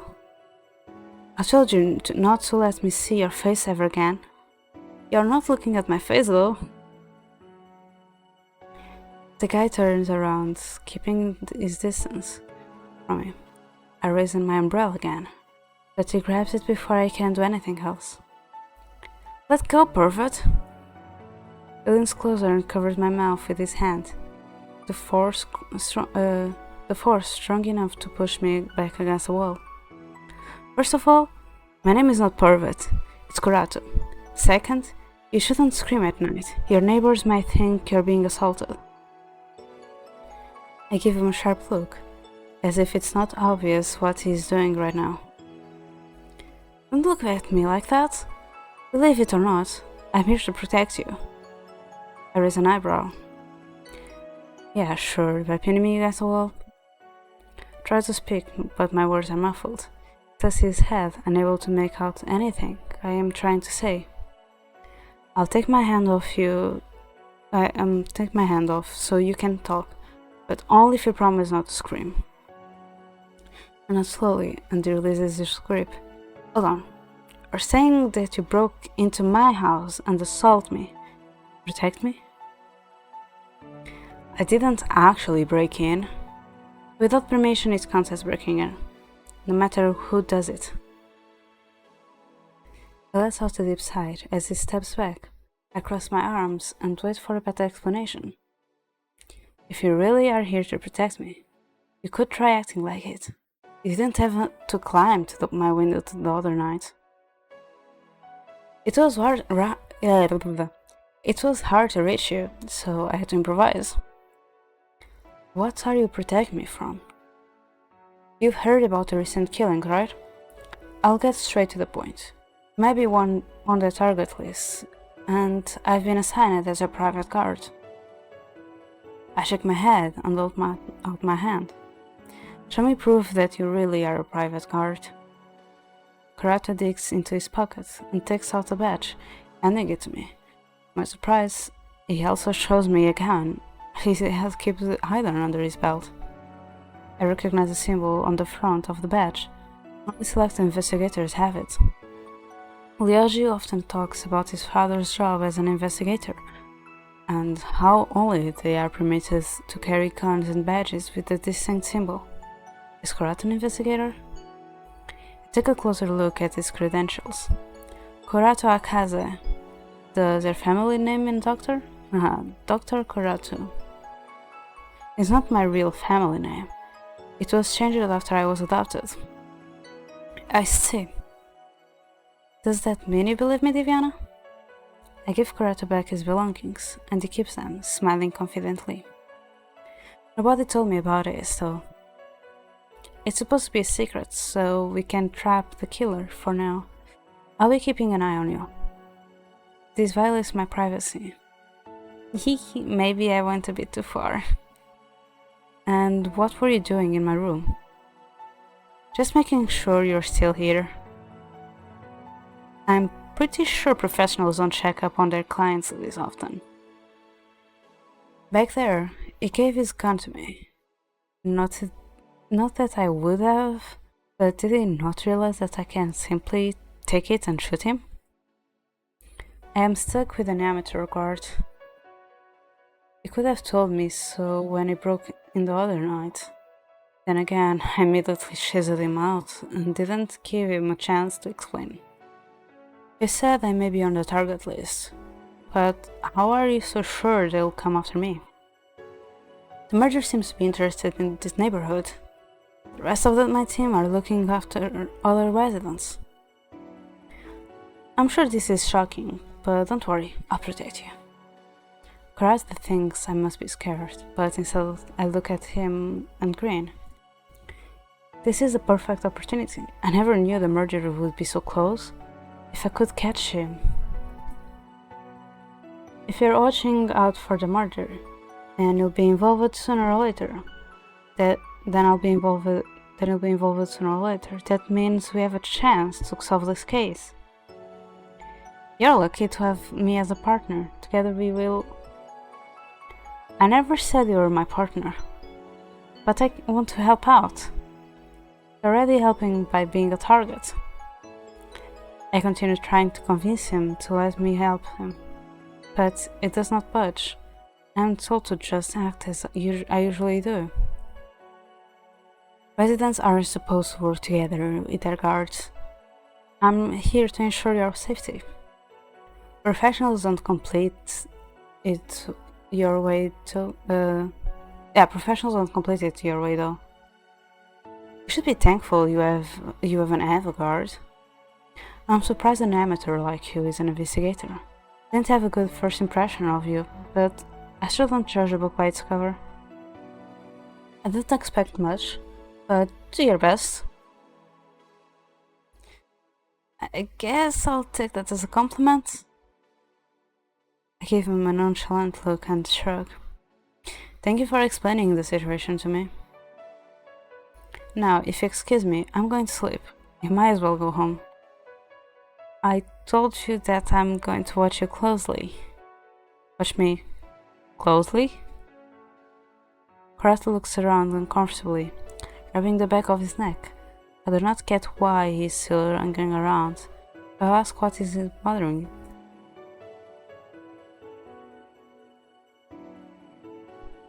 Like I asked last time, can I stay here? My jaw almost drops after hearing this. I put my hand on my face and take a deep breath. He's still insisting about it. I guess it is not a joke. If I allow him to stay, I might make his job of protecting me easier. Still, it is unbelievable that a guy like him was assigned to me. I might actually be safer without him around. Something is strange about Kurato. I just cannot pinpoint what. I should get to know him better before jumping to conclusions. I decided to give him the benefit of the doubt and let him stay. Kurato is overjoyed from my decision, as if I saved his life. I sound like a homeless person. I am. Sort of. I live by myself, but I can barely pay the rent. You are brutally honest. Kurato laughs softly at my comment. I take another look at him. From a homeless person, I wonder how he got such a high position. It requires exceptional grades and abilities to become an investigator. The guy before me got taken down by a high school girl with an umbrella. Hopefully, I will not regret my decision.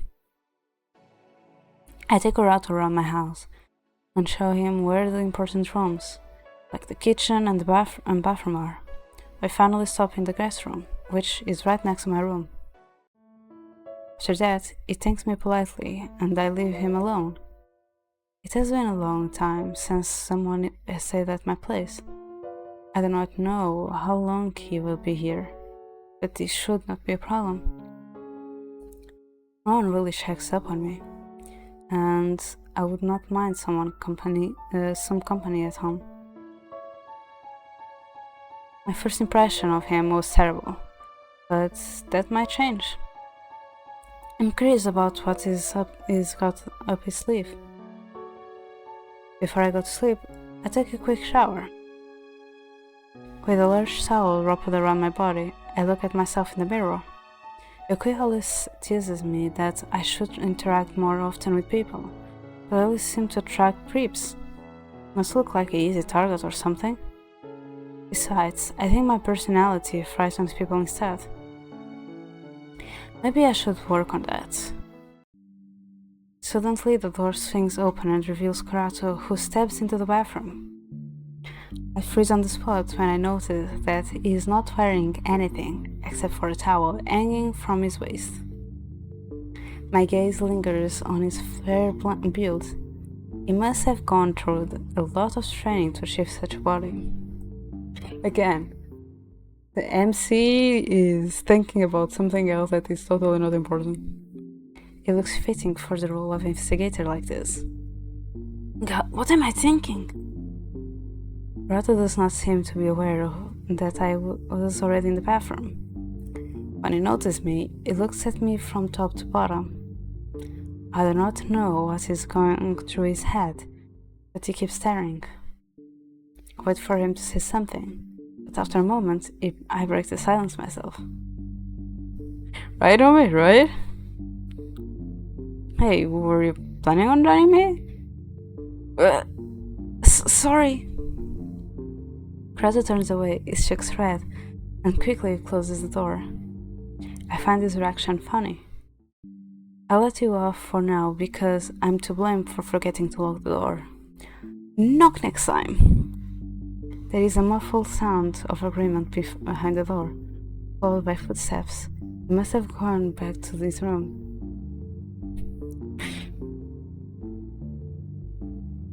And this is the first time, there is a second time. I take a deep breath and close my eyes. I should have gotten mad, but he seemed to be more flustered than I am. Luckily, I have a towel around me. If he had come in at a different time, I would not have let him leave unscathed. It's first day and he is already causing trouble.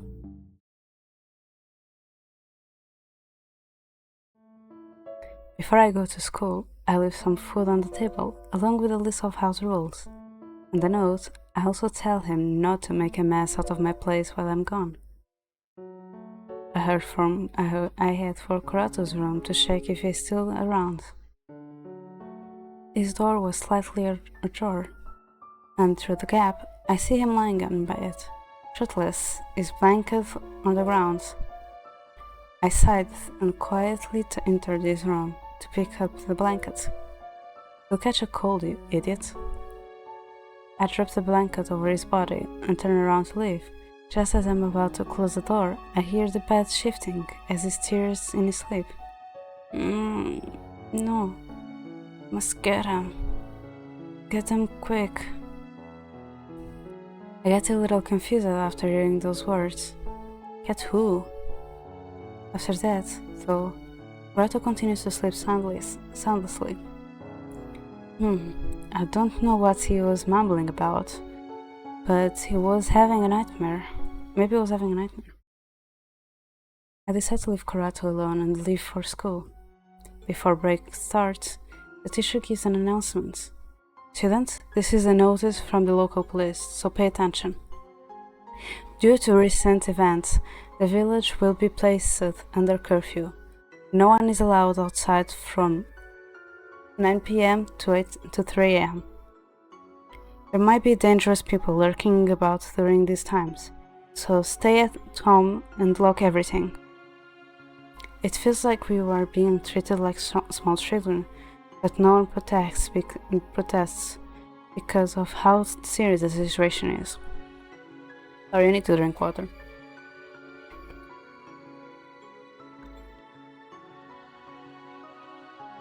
After the announcement, everyone starts chatting among themselves. I'll need to the right and try to get Lyoji's attention. Lyoji, what exactly is going on? Haven't you read the newspaper? They found dead bodies dumped in a hallway. The autopsy report stated that they died sometime between 9 p.m. and 3 a.m. The same goes for the previous cases too, as a notice. Don't you think it's a little far-fetched to warn even the students? Apparently, there's no... Thank you for that, Pat Snowmy. Apparently, there's no pattern, and the next victim could be anyone walking around at night, student or not. Warning everyone is the best way to prevent that. I see. I don't intend to go out during that time anyway. Lyoji moves a little closer, lowering his voice. According to the statistics, your neighborhood is the most at risk. Have you noticed anything strange lately? Not much, aside from being watched. There are investigators patrolling now. Investigators? I talked to one of them. He said that everyone in my neighborhood might be on the target list, and they are just on high alert. I see. We can't be certain about that, but we can't ignore it either. Lyoji steps back when Ikuya approaches us. Hey guys, what are you whispering about? Just about the recent disappearance and murder case. Oh, I wonder why these events are happening. It was so quiet and peaceful before. I bet it's an outsider. No villager would do something like this. Outsider, like the forest tourists? The forest tourists are still missing, right? Maybe the demon knows what they did and took care of it. Oh, Ikuya, we already gave up on that idea. Besides, the demon won't get involved with things that happen within the village. The forest is its territory, just like a guardian will stay with their treasure. It was just a theory. Talking about theories won't solve the case, but we probably could find out who the murderer is. Diviana is playing detective again. The police are already working on it. Exactly, Diviana. That's why I'm going to solve this first. Not you told Lyoji, this isn't a competition. I'll solve it without you and your connections to the police. Ikuya sighs deeply as she looks at both of us. Oh, also Mary, when she saw this game, she said that all the characters are very coded. When class ends, Lyoji and I decide to study together. Since Kurato is at home, in order not to disturb him, I think it's better to study at Lyoji's place. Come in and make yourself comfortable. Your place is smaller than I remember. Lyoji chuckles at my comments and cleans up the table. It's been a while since you came over. You were a lot shorter back then. While I take a seat, he heads off to the kitchen. He must be getting snacks. I dump my books on the table. After looking through them, I realize I have a lot of homework to do. Mostly from history class. Guess Kurato has to wait a little longer for dinner. Wait, he isn't a child. He can take care of himself. I need to stop worrying about him. Let's see, I'll start with history. If there's any subject I'm bad at, it will be this one. For once, we're learning about something interesting. This chapter is about village legends. Luckily, I am with Lyoji today. He's more knowledgeable about this. You've got trouble with history again? Lyoji returns to the room, carrying the tray. On it are cups of tea and a plate of treats, which he sets down in front of me. He takes a seat beside me and looks over at my textbook. Mr. Blanchett gave some hints to the answers during his lecture yesterday. Alright, you were asleep. Fine, I'll help you with homework. The first section is related to our school. If I remember right, there was an incident. I've also heard rumors floating around about a ghost. The story of the school ghost has many variations, but I'll tell you the truth it's based on. I found it in the police archive. Several decades ago, the boy was tortured and later murdered by his classmates in school. Only his legs were the scene of the crime. They couldn't find the rest of him. The only suspects were children, and none were definitely linked to the murder, so the case was never solved. I'm shocked that children could do such a thing. What could have driven them so mad to kill their classmate? It remains a mystery to this day. It's too late to dig into it now. The culprit probably died of old age. Anyway, they say the ghost of the victim wanders at the school late at night. Because he has no legs, he basically crawls around the school. So when you hear shuffling sounds, he's near you. Or so the rumor goes. Is he an evil spirit that remains in the school for revenge? Probably. Nobody has seen him up close.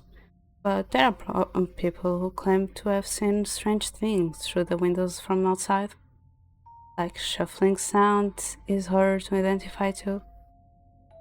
It could have easily been something else. That sounds interesting. I suddenly have the urge to explore the school at night. Did you think you're the only one who got that idea? I told you, nobody has encountered him. Maybe if I'm lucky, I will get to see him. Unlucky, more like it. I roll my eyes and turn back to my textbook. There is a photo on the page. Written in small text under the photo is in memory of class 1E. Lyoji gives a brief description of the victim's appearance. Search for the boy in the photo. He's standing on the far left as the shortest of the group. Unlike the other students, with the big smiles on their faces, he looks rather sad. I'm surprised that our school reputation wasn't damaged. Records and textbooks tell different stories. The public doesn't know what really happened. I had to search through the whole archive and various other sources to find out the truth. Besides, it was a long time ago. People moved on. Let's look into the next legend, the forest demon. I've heard a lot of things about it, but they don't make sense. The legend gets mixed up because it seems people will believe anything they hear. Remember our trip from a few days ago? That alone was enough to start unnecessary rumors. The village thought we were crazy to visit the forest after the missing tourist incident. Our teachers think it's nonsense. I'm still not sure what to believe. So, what do you know about the forest demon? It's an old legend, even older than this village. Many believe there is only one demon, but there could be more. Their appearance varies, but they are often portrayed as weird-looking animals with horns. Could it be an undiscovered species? Maybe. Or it could be that someone saw an ordinary animal and mistook it for a demon. You can't really disprove something like that, and the description is vague enough that it could look like almost anything. The legend says they're evil, devouring every person who enters the forest. The devouring part is not meant to be taken literally. The demon would take something from you, probably your soul. In order to appease the demon and prevent disaster, the village built a temple deep in the forest. Not sure how they managed to do it in the forest they feared, but take it as it is. Remember the crimson-haired guy I met during our trip? Ask Ryoji if there are people patrolling the forest. Nope, there is no need to do that every day. After hearing this, I will consider visiting the forest. We continue to chit-chat as we do our homework until the sun goes down. Thanks to Ryoji, I finished my history homework with ease. In return, I help him with whatever subjects, with other subjects. When I leave Ryoji's place, it is already completely dark outside, but I still manage to get home by 9 p.m. When I enter the house, I notice the lights are off. It looks like nobody is at home, unless Kurato already went to sleep. I'm home, Kurato. Are you out? Are you there? Nobody answers me, so it seems like I have to find him myself.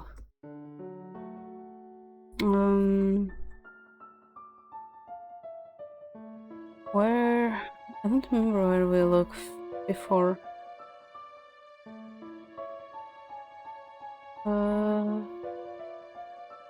Okay, I found the paper. Before we did the kitchen. So let's see what's up here. The guest room. Oh, that's a good answer. I want to die. Load.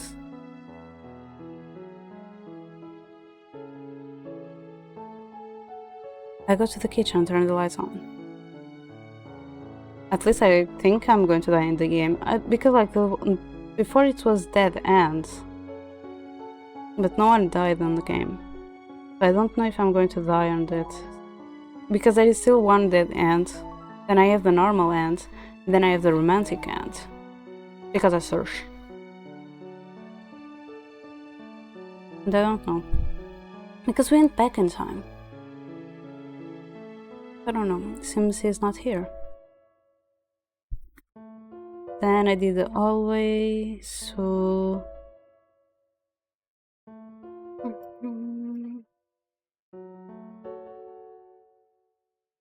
This is silly, but it won't hurt to check, of course.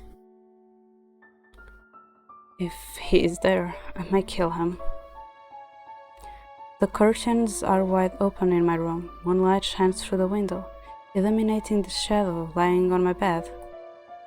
Judging from the clothes hanging over the chair and the brown hair strands sticking out of the sheets, I know it is Kurato. Why is he sleeping on my bed? What the? Why is he sleeping in my bed? Did he mistake my room for his own?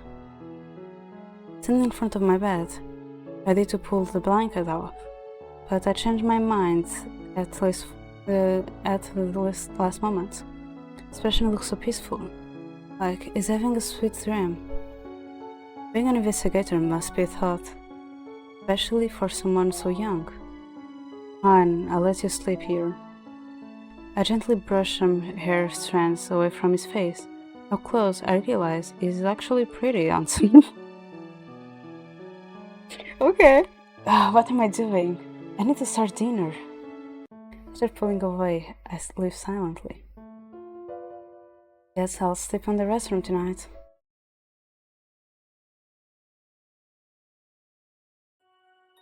I see Kui and Ryoji discussing something. Curious, I join them. Hey guys, what's up? Viviana, are you alright? Of course, why wouldn't I be? Ryoji told me Police are guarding your street. I can't believe you're in so much danger. Nothing much happened so far. You don't have to be serious about it. Of course I'm going to take this seriously. Ikuya pouts and looks over at Ryoji. It seems he agrees with her. The mood quickly changes when Ikuya asks about the investigators. By the way, have you seen anyone from our school? I've heard a few students work as investigators. It seems it seems like such a difficult job for students to handle. Besides, there is not enough work as the village is mostly quiet. The actors don't get paid. I'm curious to what kind of person is keeping an eye on you. They better do a good job of keeping an eye on you safe, or I won't forgive them. It is best if I do not tell her about Kurato, or she'll try to dig more information. It might give her the wrong impression if she finds out that my guard is staying at my place. I would bury my face out of embarrassment. I haven't seen any of the investigators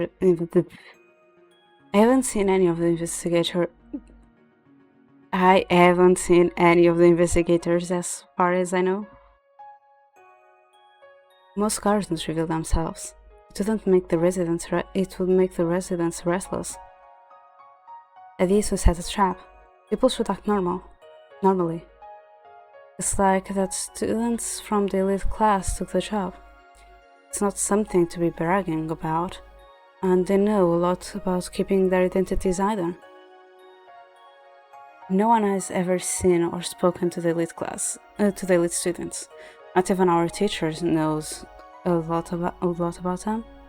So I can only understand why they would be chosen for the job.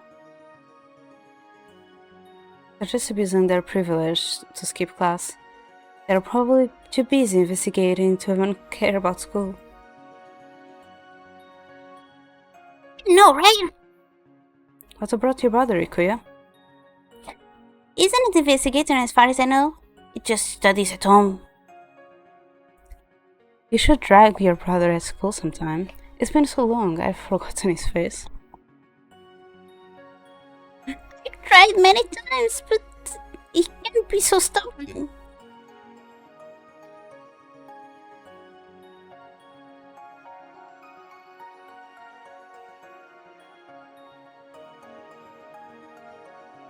Our discussion is interrupted by Mr. Blanchett calling us to our seats.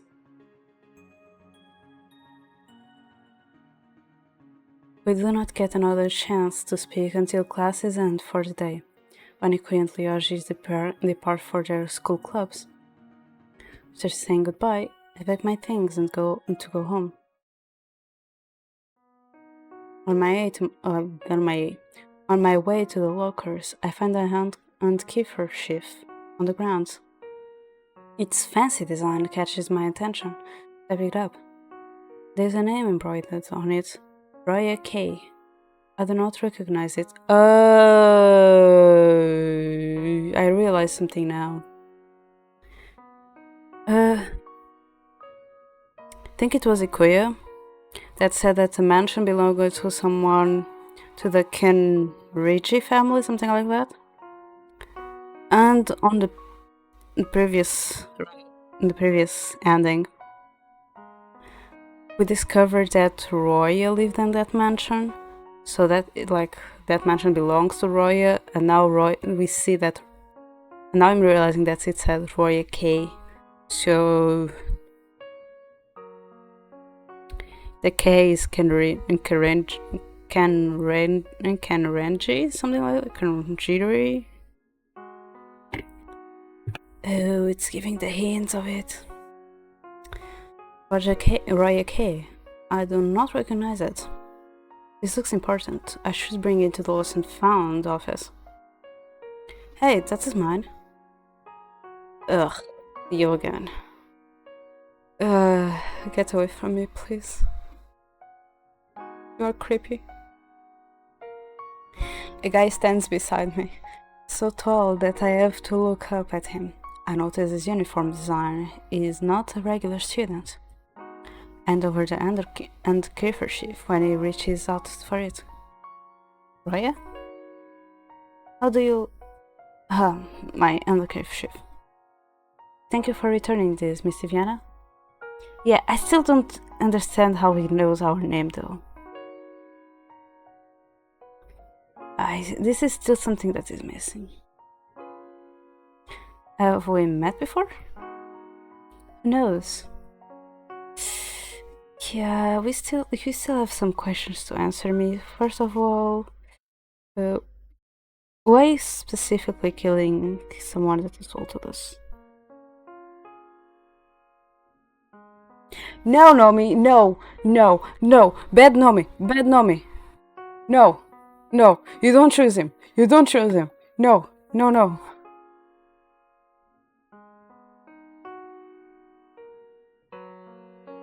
I need a Nomi PNG right now. Where do I have a Nomi PNG?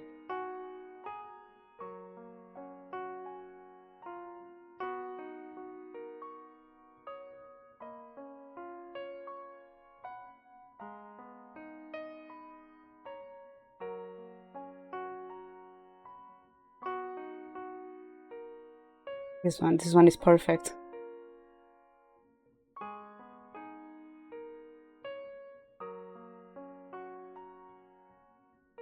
No, Nomi. We don't like the creepy sadomasochist boy. We don't like him. Plus serial killer. We don't like that guy, okay? We don't like the serial killer sadomasochist boy. No, we don't pick him. No.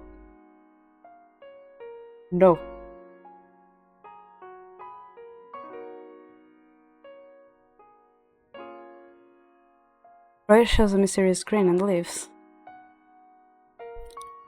I stare at his back until he disappears from sight. I have never met this guy before. And how does he know my name? He's also the first elite student I have ever seen walking around school.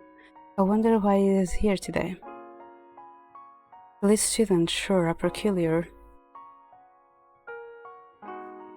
I'm home. It is quiet when I enter my house. There is no answer, so I assume Kurato has gone out. I drop my bag and decide to head to the kitchen to prepare tea. It always calms me down after a long day.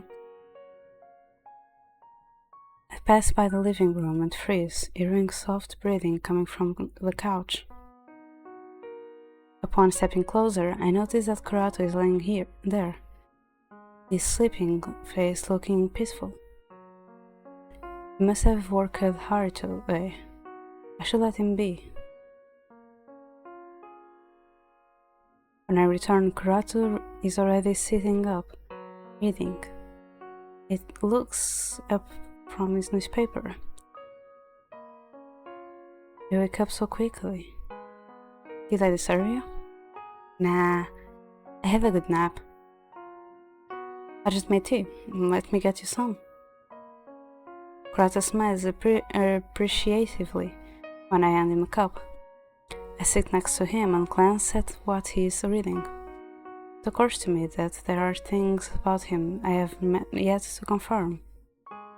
It was written on his badge that he attends the same school as me.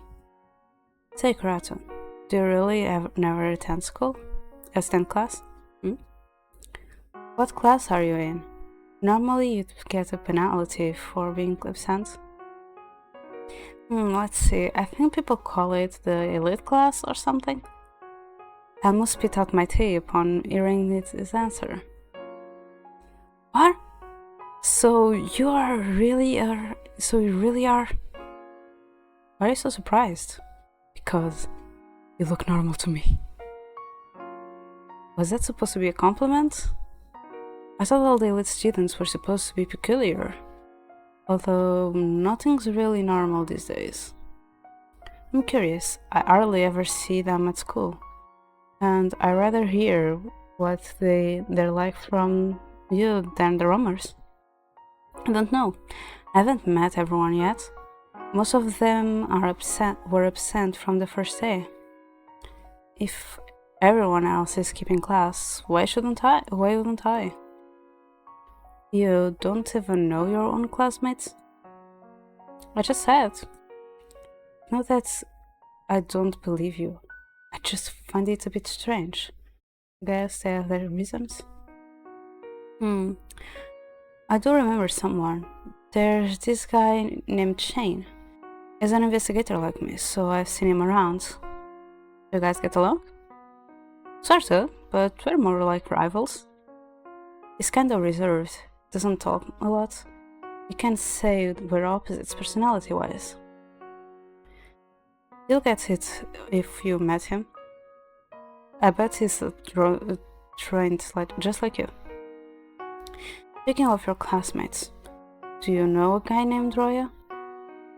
A flicker of recognition crosses his face. He must be familiar with the name. Roya is in my class? I'm not sure. Kurato frowns, lost in thoughts. Even with a student from the elite class sitting beside me, I'm not close to getting answers. Hi Viet, how are you?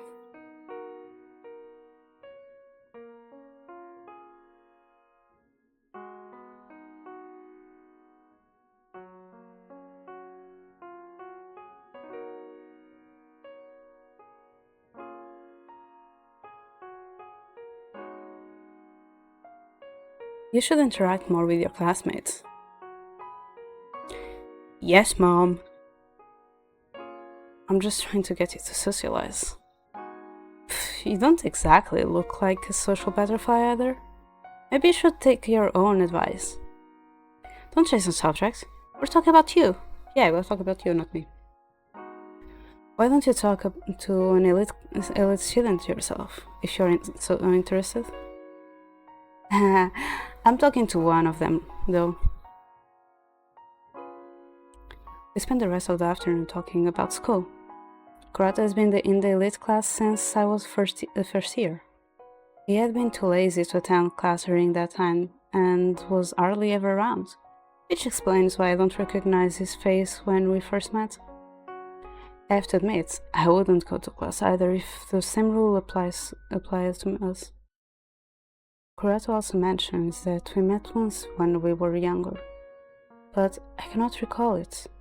It must have been a long time ago, or it just did not make a very large impression. I tried to ask more about it, but Kurato waves it off as a fun fact and says nothing else about it. I didn't think you were actually serious.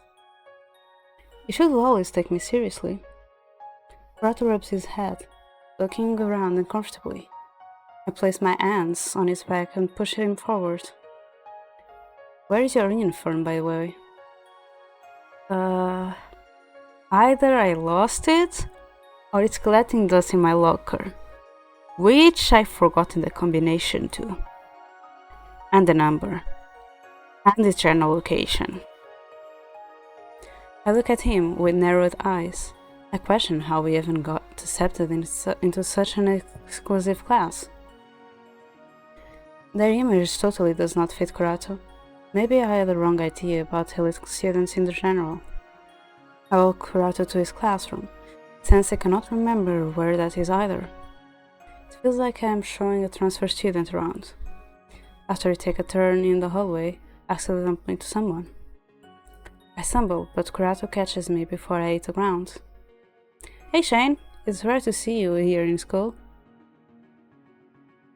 Makes sense if you barely show up.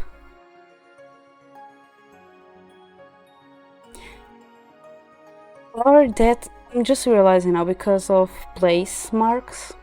So it might be related to something related to place, which means hell. Or is it like the vampire thing that Kurato said that his cousin turned into a vampire, so he killed her? And maybe Shane is also something like that? but I'm more inclined to the Hell's Gatekeeper because he's wearing a mask and the black marks, just like Blaze had it. However, Blaze was covered in bandage, so he looked like a mummy. Rubbing my head, I glance up to the face, the tall person in front of me. His light blue eyes look down into mine. However, it doesn't have like the dragony-like eyes that the other ones do it. His cold stare gives me the chills, yet his gas mask is strange enough to draw my attention away from his eyes. This must be the person Kurato talked about yesterday. He looks more like a laboratory worker than a student. Sorry for bumping into you. It's fine. His deep voice is distorted due to his mask. It sounds creepy. If I were alone with him, I would not stay around for too long. You actually got around him a lot and you asked a lot of questions. But he never answered. Kurato moves forward and pats Shane on the shoulder. So, what are you doing here? Shane glances down at Kurato's hand, then steps away from him. Just some business, yeah? Well, this kid's forcing me to attend class. At the comment, I puffed out my cheeks and glared at Kurato. He had said it in a joking tone, but Shane just keeps quiet, not finding it funny. There is not much for you to do here, though. The target has escaped. Target? Kurato just nods in response, his expression unchanging. After those words, Shane takes his leave. That sounded like something important. I wonder what Shane meant, but I doubt Kurato will tell me about it. Why was Shane wearing a gas mask in school? It's not like the hair here is bad. I don't know. Might be a fashion choice. The lead student's classroom is located in a different part of the school building. Even though there is no one in the hallways, it feels awkward standing around when I have no business being here. Kurato, not wanting me to leave, asks to keep him company for a short while. I only say yes to satisfy my curiosity. I expect the classroom to be completely empty, but a lone boy sits in the corner, a book in his hands. Oddly enough, he does not look older than 14. I look back at Kurato in confusion. Did we enter the wrong classroom? You look confused, but we are in the right place. I remember my classroom at least. It's usually pretty empty. That boy is Kaishi, by the way. He looks young enough to be in the elementary school. After abruptly putting his book down, the boy stands up and starts walking toward us. Oh yeah, you have the same earring. Then he stops in front of me. I notice he's even shorter than I am. Can hear you. Answer is no. I am just physically 14. Your older form is good. I like your older form though. And I am an elite student. Kaishi answers all my questions at once with a straight face. Also, I like more your personality as well when you grow up. Even Kurato remains speechless. Don't gossip about your seniors or make random assumptions. Go back to your own classroom. This place is only for the elite. Yep, I definitely like older you, Kaishi. I'm sorry, I definitely like older Kaishi. Better than young baby Kaishi.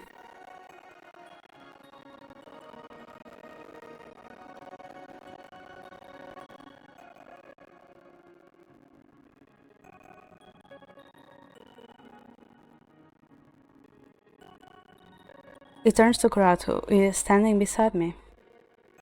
And you, if you are saying, don't disturb me. I'm reading something important. The boy shoots at me a fierce look and makes me freeze in place before he returns to his seat. Kurato, did you hear that? Kurato chuckles, patting my shoulder. Don't take it personally. Kaishi is always like this. I didn't mean to offend Kaishi. You must have a bad impression of me now. Honestly, though, these elite people are weird. That boy... You should go back to your class. Thanks for accompanying me this far. I'll pick you up once classes are over. Actually, you can't just wait for me by the lockers. It is not like I'm embarrassed, but if Kurato comes to pick me up, my friends, especially Kuya, will have endless questions. Maybe I'll introduce Kurato to them another day, when the time is right. Alright, if you say so. After classes end, I immediately head to the lockers, which seem more crowded than usual. There is a group of people surrounding something, but I cannot see what. Even Ikui is there. There are too many people. I can't find Kurato. Are you a transfer student? I never seen you before. I move closer to see what is going on, and instantly recognize Kurato in the center of the crowd. I cannot miss his dark beanie. What has he done to attract so much attention? Just because he's a normal-looking elite student? How do I reach him? Kurato sees me. He smiles and starts pushing his way through the crowd. I self-consciously step back, trying to make myself stand out less, then turn around and walk out of the school. Diviana? You left so quickly. What's wrong? Wait, don't tell me you're jealous. Why would I be? Kurato chuckles at my reaction, as he walks beside me. So, have any fun in class? Kaishi and I were the only ones around. I was stuck with that brat the whole day. It wasn't fun at all. Why don't you try to socialize with him? Who wants to be friends with a sharp-tongued little bookworm? I want to be friends with older Kaishi. Not a fan of Feeler? Not when they glare murderously at me. I can hear you.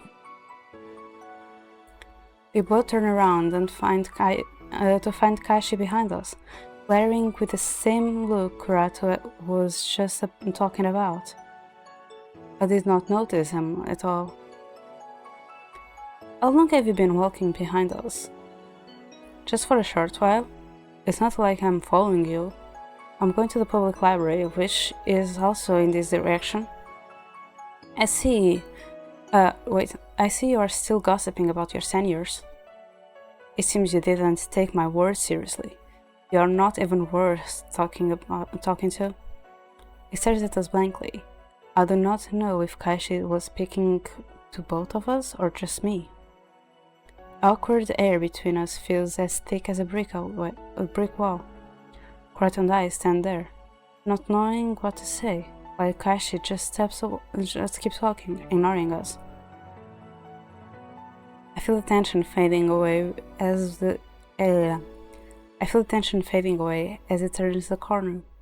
As cute as he is, he can be rather gloomy and difficult to handle. When we reach home, I settle on the living room couch and start doing my homework. Kurato just sits beside me, browsing through a newspaper like he has nothing better to do. You need to study for those upcoming exams? Nah, that'd be boring. Besides, I've already memorized everything I need to know for them. Well, genius. Since you have nothing to do, can you help me with this, Ray? Oh, sure, what's your question? There is a legend about the school ghost. What do you know about it? That one. Kurato rubs his chin while looking down at my textbook. His eyes glint up after a moment. Something must have come to mind. Part of the story is real. The ghosts of a boy sometimes appears around the school at night. So you believe ghosts exist? Who knows? They might even be around right now. Do you?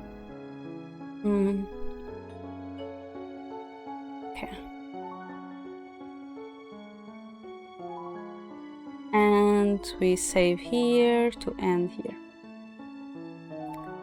So main, yes. So Zeph, you were talking about art. Oh, place appears here. Okay.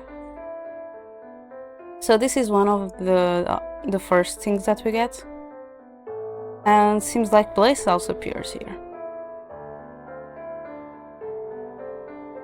Oh, Clogs.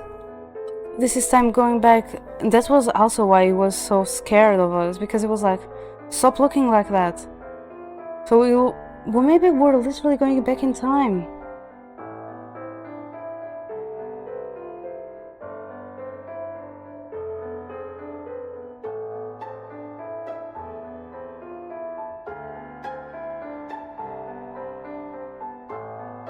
Oh, we got to fight. Wait, why does this fight scene appear before this? This happens after this. So why does this appear after?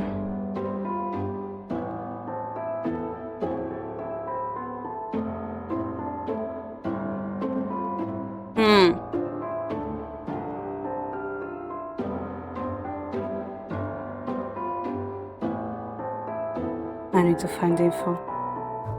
Oh, it's so cute. I love these. Yeah. Cutscenes. Yeah, nothing of cutscenes. Let's quit the game.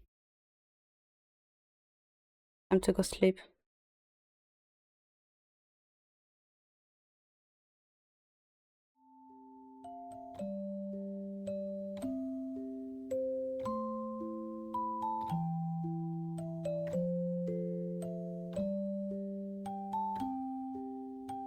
Time to go to bed.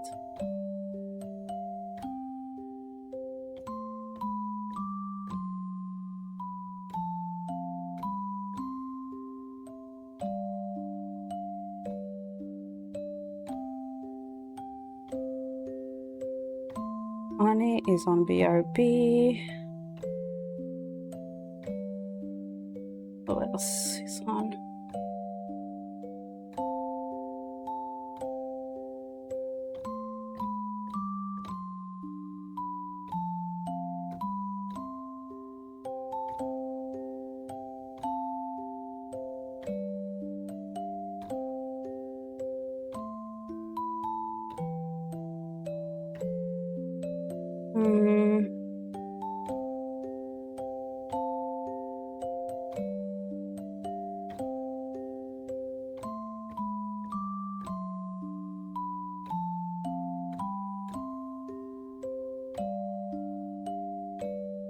Just checking.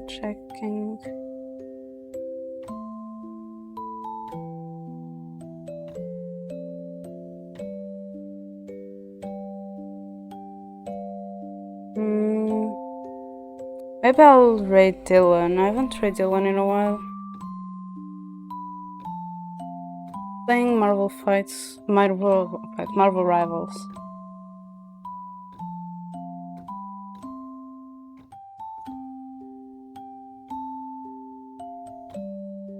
Oops.